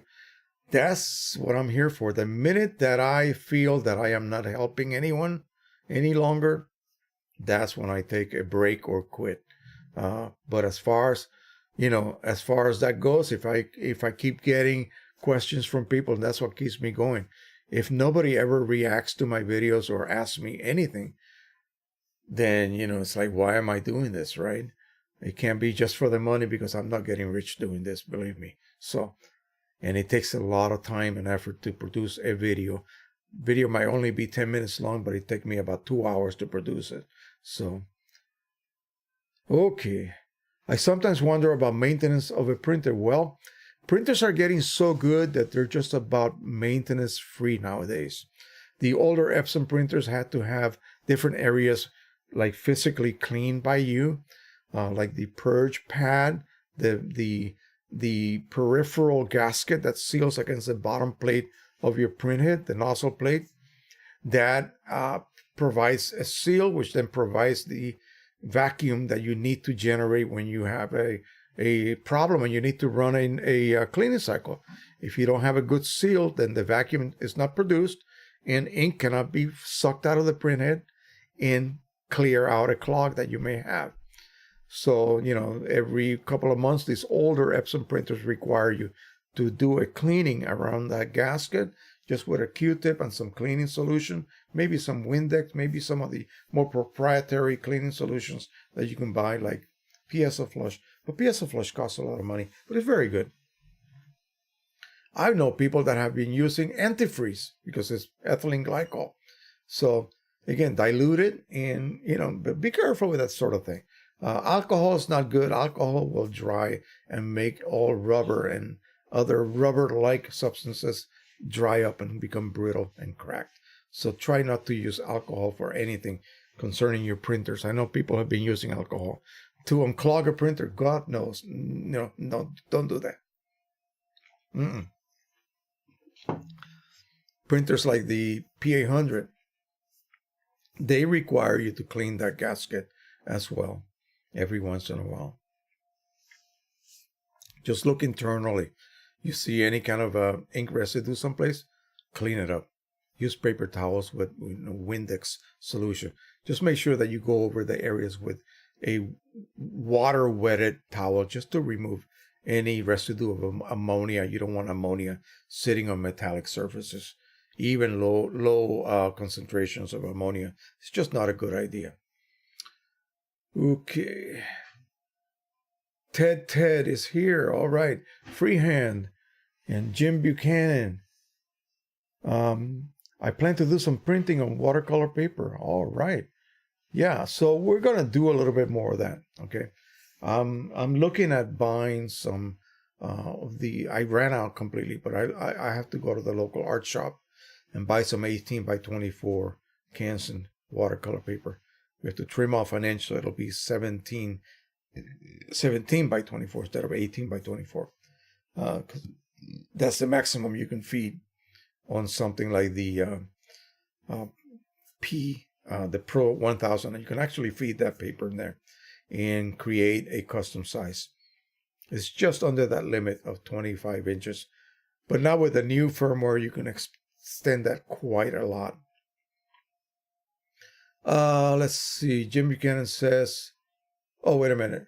Freehand says, hi, Jose Jay from the UK. Why not make some videos on some old school darkroom techniques or developments? because everything is put away. I have no way to set up anything like that here.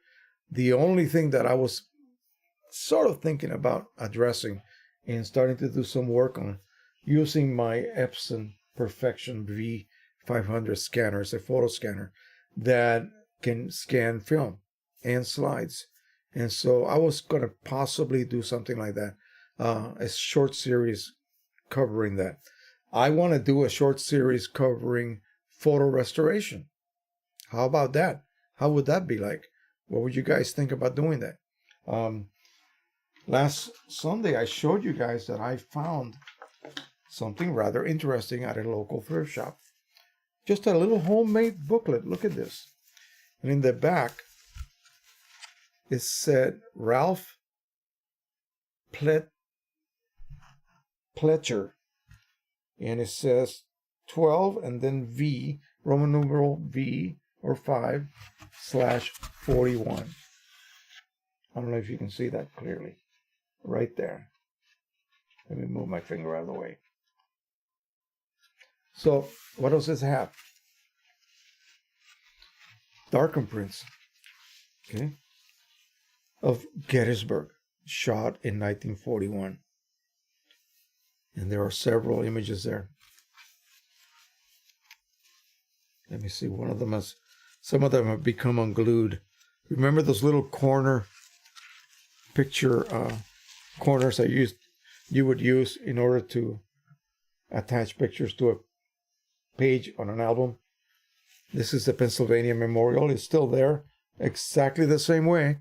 It's just that this was shot in 1941. So I want to go ahead and scan these. And then they're in really good shape. There's no cracks or anything that I need to restore. But how to bring back images like that to their former glory. Okay? And talk about the look. The look is all. Okay? What else would I do? Well, mostly actual repair of images. Okay? Of prints. So you have a precious photo of your grandma, your grandpa, your uncle, and it is just damaged. And how would you go about to repair that? Well, I have to say I'm pretty good at that. Okay, I've done that for many people, and I just do it for fun. I just do it for just to help people out to restore something that's going to eventually just disappear, because eventually it will be gone. So I give them a digital version of it, and I give them a pre-printed version of it, usually in a small frame. Cal Johnson just dropped us a super chat. Thank you so much. Is anything wrong with using the cheapest inks available for personal use only, or must I use mid-grade inks for printer to be okay? Well, the thing is that, again, depends on what you want to do. I'll give you a scenario. So back here I have a Epson, what is it? R340. Yep, R340, 6-color die. What am I using on that? Well, I'm not using anything right now, and I'm letting it dry up. I'm letting it clog so I can test a product that I was given to test. But when I do use it, I use the cheapest, junkiest inks I could possibly get, compatible. I pay like $2 a cartridge for these inks. So a set of 6 cost me about $12, maybe $13. And so, yeah. Will they produce good prints? Sure.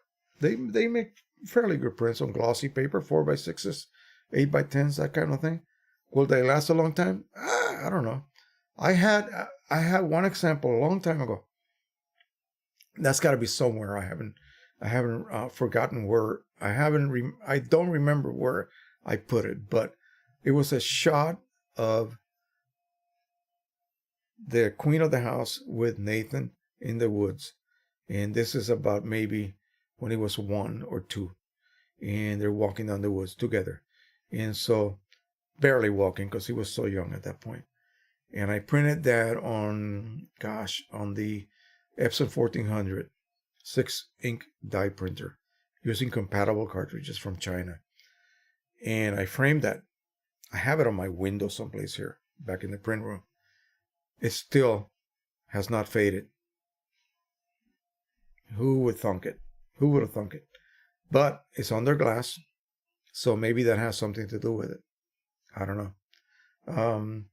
But, you know, if you're going to get semi-serious about your photography and you want to create prints, and eventually someone's going to ask you, hey, I'd like to buy that from you, then what do? You see? So yeah, mid-grade inks, Precisioncolors inks are not that expensive. And, you know, they give you relatively good longevity, especially the pigment inks. The dye inks, of course, are not, you know, synthetic inks. They're going to fade. They're going to fade because we lived in a place where we breathe air, and air has ozone, and ozone will oxidize those inks or any other organic ink. Can I spray them, make them last longer, seal them? Sure, of course. If I print something on PC inks on this paper, Canon Pro Luster, right? And then print it on Red River Palo Duro soft gloss rag, and I put both of them on the wall, guess which one is going to fade faster? This one. The one on the actual OEM paper will fade faster because of the OBAs, because it's resin coated, because the inks just basically float on the surface of the coating itself. They're not encapsulated. So the paper will also increase your longevity or cause a decrease in longevity by quite a few fold, okay?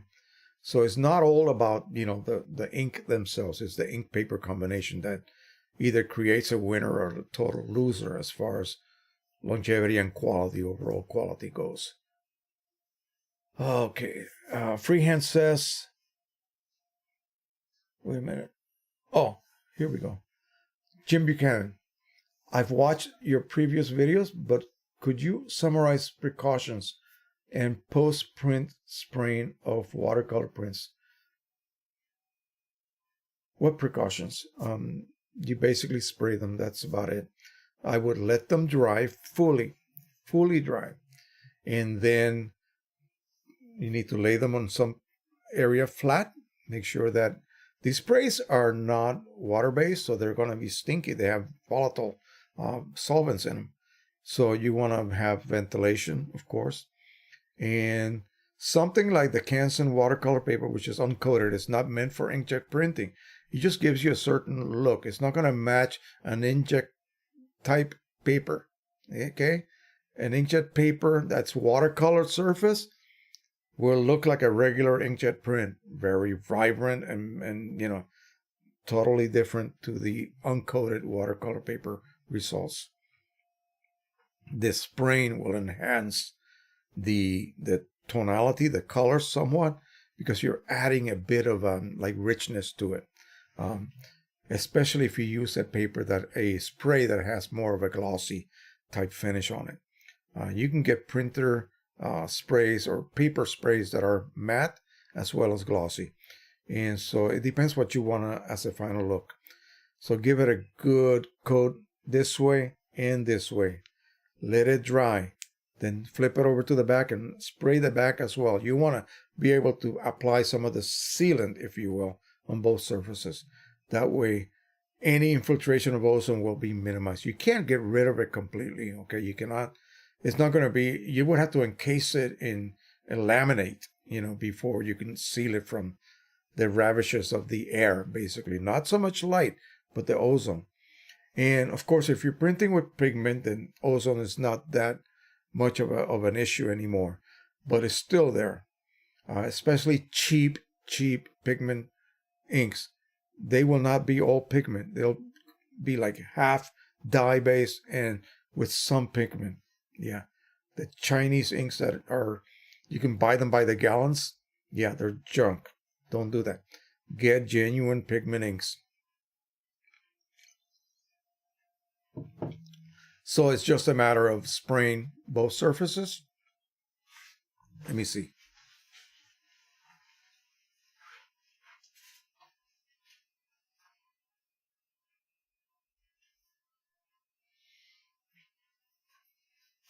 Okay.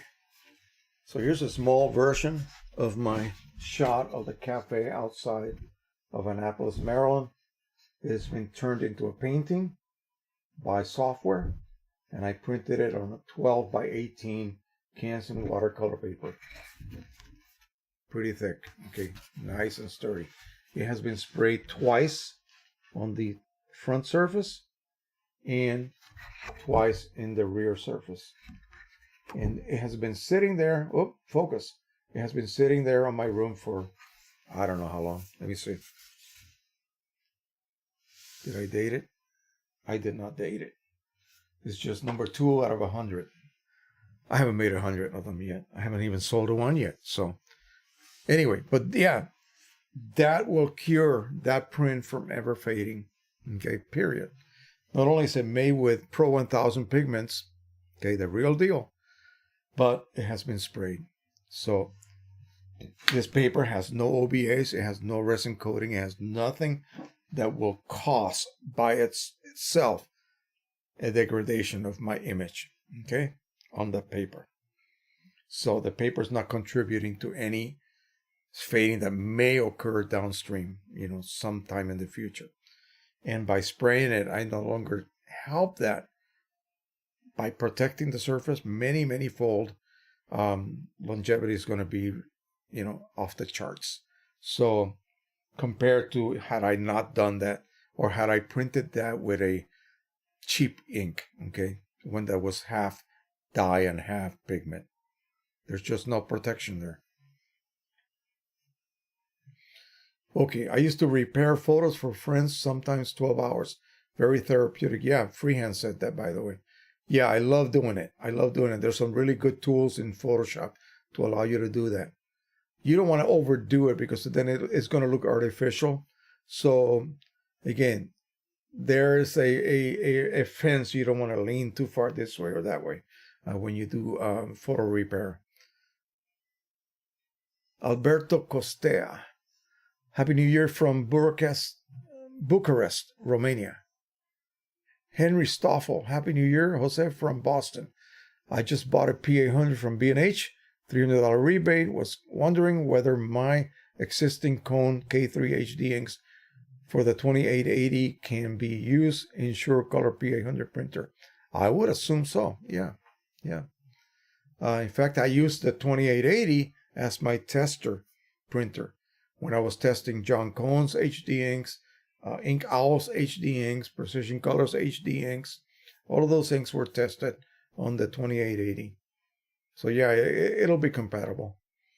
What are you going to use for the problem with the P800? How are you going to handle that? The lockout, if you will. Are you in the U.S., Henry? Because otherwise you have to come up with some sort of other form of hacking that printer.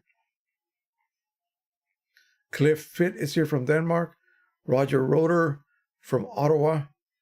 Happy New Year and thanks for your very informative videos. Thank you. Robin Gazelle says, I was wondering whether I should calibrate my monitor to 5000K or 5500K. No, actually 6500K. Yeah. The monitor 65, that's daylight. That is the default, okay? When you use an instrument such as this, that is the default. Why would you want to calibrate your monitor to something warm? A warm white point. See, profiles for prints is D50 or 5000. Profiles for monitors, 6500. The only time you would go one way or another is if you print. Okay, I got to stop sometime tonight. If you print this image with just the driver alone, okay? And you should be able to know how to set the driver to just print without any kind of ICC profile or anything else. You print that, and then you come back to your monitor with this, and you light this. This is perfect, by the way. Whether you can see it on video or not, this is perfect, okay? This is absolutely neutral, not too light, not too dark. There is no banding on the transitional areas. A lot of people are getting that, and I don't know why, okay?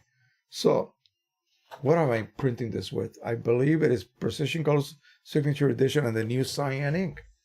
And wow, it's perfect with just the driver. No ICC profile use. What I mean is no custom profiling use. And I printed it. Then I go ahead and light this, and I look at my same image on my monitor. Okay. And if the image of my monitor looks bluer, then my white point is too high. If the image of my monitor looks yellowish or warmer, then my white point is too low. And I need to go back to my software using my instrument, whether it's this or the i1 Pro 2 or i1 Pro 1, whatever you happen to have, and go back and slowly adjust your white point. Okay? And redo your whole monitor calibration until that display right there matches this print right here. That's the goal. Okay? That is the goal. I don't know why people just don't get this. That has to match this.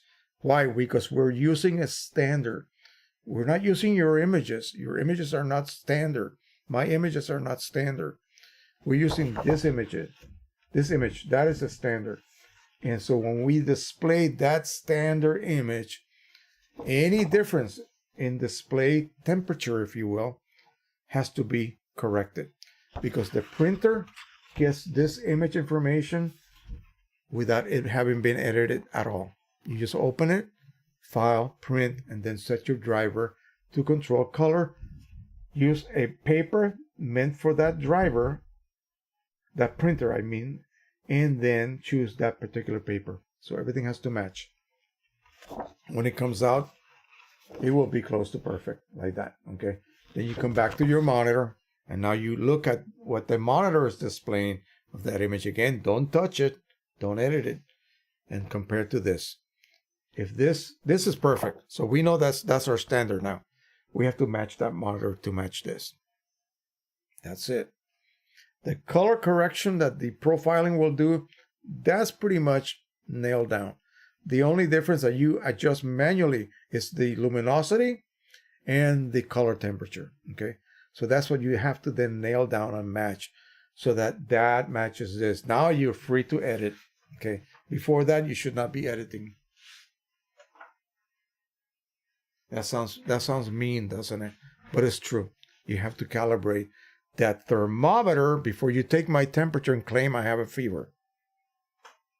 Or not have a fever. You see what I mean? All right. Henry Stoffel says Boston is in the U.S. Yes, so you're in Boston. So what are you going to do about... Oh, you're going to use chipless solution. All right. All right. So what is that? What is he talking about, guys? Well, there's a lot of people from overseas here, so they don't have to worry about that. Pro P800 is locked. They have locked us out of using third-party products, okay? Whether that is lawful or not, they have done it. What happens? Let's see, where's my OEM cartridge? Right here. Whenever I load an OEM cartridge, my P800 or my 3880 or any other EPSON printer, and I run out of ink, I go to the store or order online another matching color. I put it in there. This chip tells my printer through the driver and my computer that it is accepted. Why? Why is it accepted? You know why? What did it see that consider this cartridge as being genuine? It saw, in this case, this is matte black. It saw that the previous matte black ID code number, okay? Not the coding that tells the printer how much ink I have, but the ID code. It is a unique code for matte black, this particular cartridge of matte black, okay? So when I stick this into the printer, it's not going to recognize it as a yellow cartridge. It's going to recognize it as what it is, a matte black cartridge. So I get a new one. I put it in. It will see another unique code that would only ever be found on matte black cartridges. You see what I mean? So it has to see a different code. Now, 3880, yeah, I could reset that chip to full, put it back in. It sees the same ID code number, but it doesn't care. The P800 cares. The P800 wants to see a different color ID code, and even if you could hack the ink levels so that they are full, it will say, because it sees the same ID code number. And how the heck did the ink levels get beyond empty or beyond whatever level it was in before? The last time I remembered, it was at 10%, and now it says 100%. No, I cannot accept this.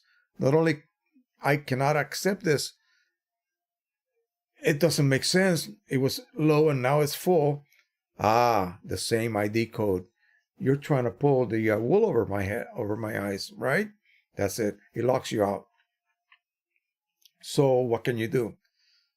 $400 decoder board? Yeah, that's possible. But, I'm so glad somebody gave me one. Ink Owl did that, by the way. I went through 3 different boards before I could solve a just ink recognition problem. It wouldn't work. So finally, the third one worked flawlessly, and I'm still using it. Or chipless solution. Your cartridges will be always full. It just doesn't care anymore.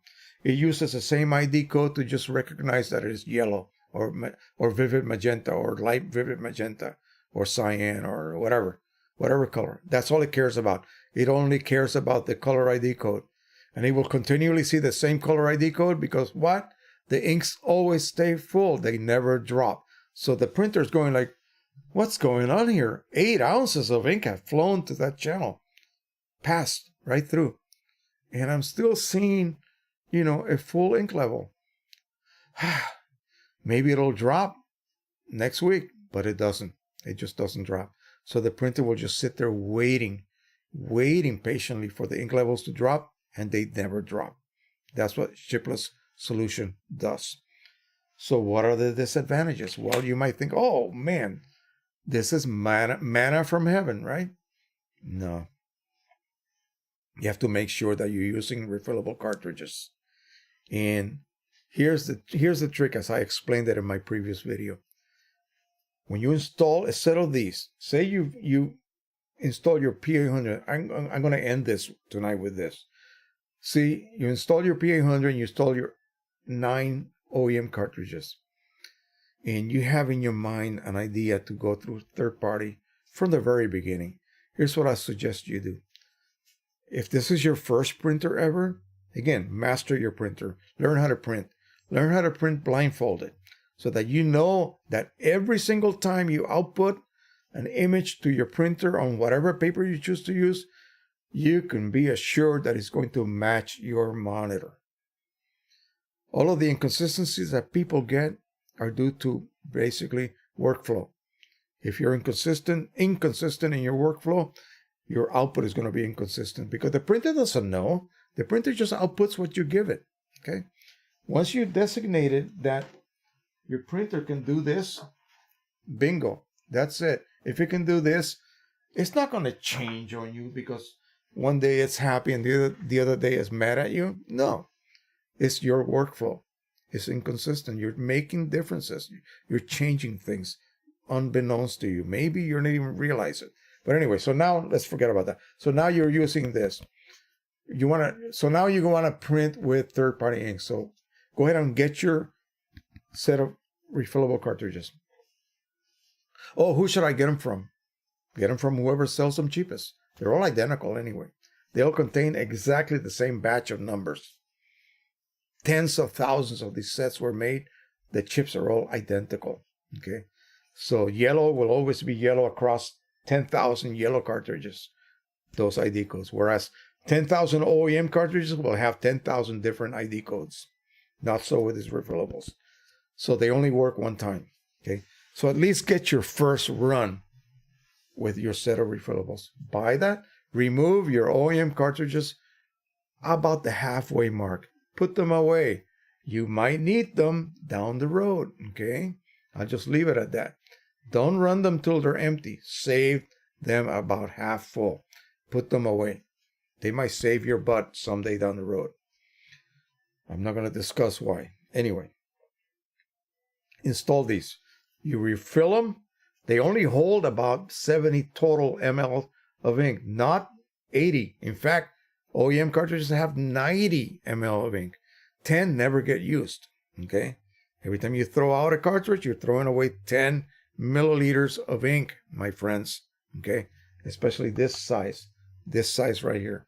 So these chips, even if they did work, guys, even if they did work, they're calibrated for 80, but you can only put about 70 total ml in here. So if you let this go empty, this cartridge physically will go empty long before this chip says you're empty. That means nothing but air left inside, and that air gets pumped into your printer. Nightmare, okay? You don't want to do that. You don't want to do that. So install these and keep them topped off. Get in the habit of doing that, because when you finally get one of them to be declared empty, hopefully you still have ink in the printer so you don't get air in your lines. At that point, that is it for those 9 cartridges, those 9 chips. Okay, they are not going to reset. So you need to then install that firmware. All the levels will be brought up to full. That's what this firmware does. Now, you're the guy that's going to control ink levels. Okay, so every month, open that lid, have a look-see at your cartridges. They're translucent. You'll be able to see. If you cannot see still, take them out and have a look. Don't worry about the O-ring. It's not going to wear out. Take them out, check it out. Add ink on all the cartridges when they reach empty. I mean, when they reach half full, not when they reach empty. Half full will be around here. Okay, these cartridges require priming, by the way, in order to allow ink to flow out of the port. Otherwise, it just can't get through. It's like a siphon. It has to go up and then back down and then out. So you have to create that siphon. There's a little port right here. And all you do is remove that plug, attach a syringe, plain tip right onto that, and suck back. When you get liquid ink coming out, you have removed all of the air and you have primed the priming chamber. Now ink can actually siphon its way out of this compartment. If you get air in there, it's going to get into that priming chamber, and that'll be the end of your ink flow. Okay, so be aware that these are things that you have to take into consideration when you not only use this type of cartridge, but in the case of the chipless solution, you better monitor the living daylights out of those cartridges. But if you don't print often, then you don't have to do it so often. If you print daily, making 50 prints a day, then yeah, every few days you better check the levels of your tanks and then add ink across the board. Okay? That's all you have to do. That's the price you pay with a chipless solution. Another thing you have to monitor is your compartment, your maintenance cartridges. They will always be declared as being empty, free of waste ink. But in reality, ink starts to accumulate and it could be saturated. You remove the top grill, remove the insides with gloves, of course, toss that in the trash and pack it with whatever, cotton, I don't care what you use, anything that is absorbent, that would absorb a water-based type solution, such as ink. That is it. Keep doing that over and over and over. You can print for years without any problems. Your inks will always be full. If you think this is something new, oh no. 3800, way back then, these cartridges, similar to these, declared the ink to be always full. So you had to physically check them. Nothing that hard. It's not that difficult.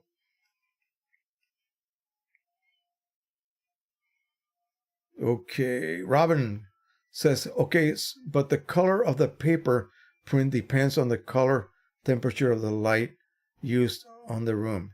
So should I then use 6500K daylight lamps? No, the profiles are calibrated so that you are going to be viewing those prints under K5000. Okay, that is profiles are standard D50. Okay, so the profile will change your color output so that it looks correct See that? That looks correct. It was printed with a D50 profile. It was edited on a D65 monitor. I'll leave it at that. Okay. Whether you agree or not, that's the standard way of doing things. Your monitor cannot be made warm. Okay. Just because your prints are going to be viewed in, D50 type illumination or D5000, K5000 illumination. No. Monitor, D65, print profiles, D50. If you look at Precisioncolors, free profile tabs for all of their printers, you're going to see that the D50 profile, they give you other color temperatures, like for fluorescent lighting and so forth. But the ones for normal viewing, D50 all the time. Okay? Don't try to analyze it. Just do it. Okay? I don't worry about that anymore. I used to agonize about that. Oh, but this and that. No, just accept it. It's the easiest way, and you just don't get headaches anymore thinking about that.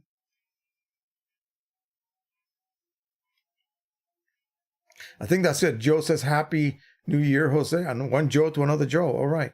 Thanks for the informative videos. Keep it up into 2020. That's what I hope to do. Again, it's going to be a good year. I hope to be able to bring some new things to the channel. New adventures, new opening to different realms, if you will. And all of them related, of course, but sort of interwoven all around, if you will. So thank you so much for hanging with me. This was great. I didn't expect this kind of turnout. So again, we'll see you next Sunday as normal. So again, subscribe, share, join the Facebook group, view those ads, please. That's what helps the channel, especially now with January coming. It's going to get bad. So give me that support. It'll just take a little bit of extra time in your part when you're viewing my, hopefully, instructional videos and helpful videos. So thank you so much. Happy printing, everybody. And bye-bye. Let's play some of that music again.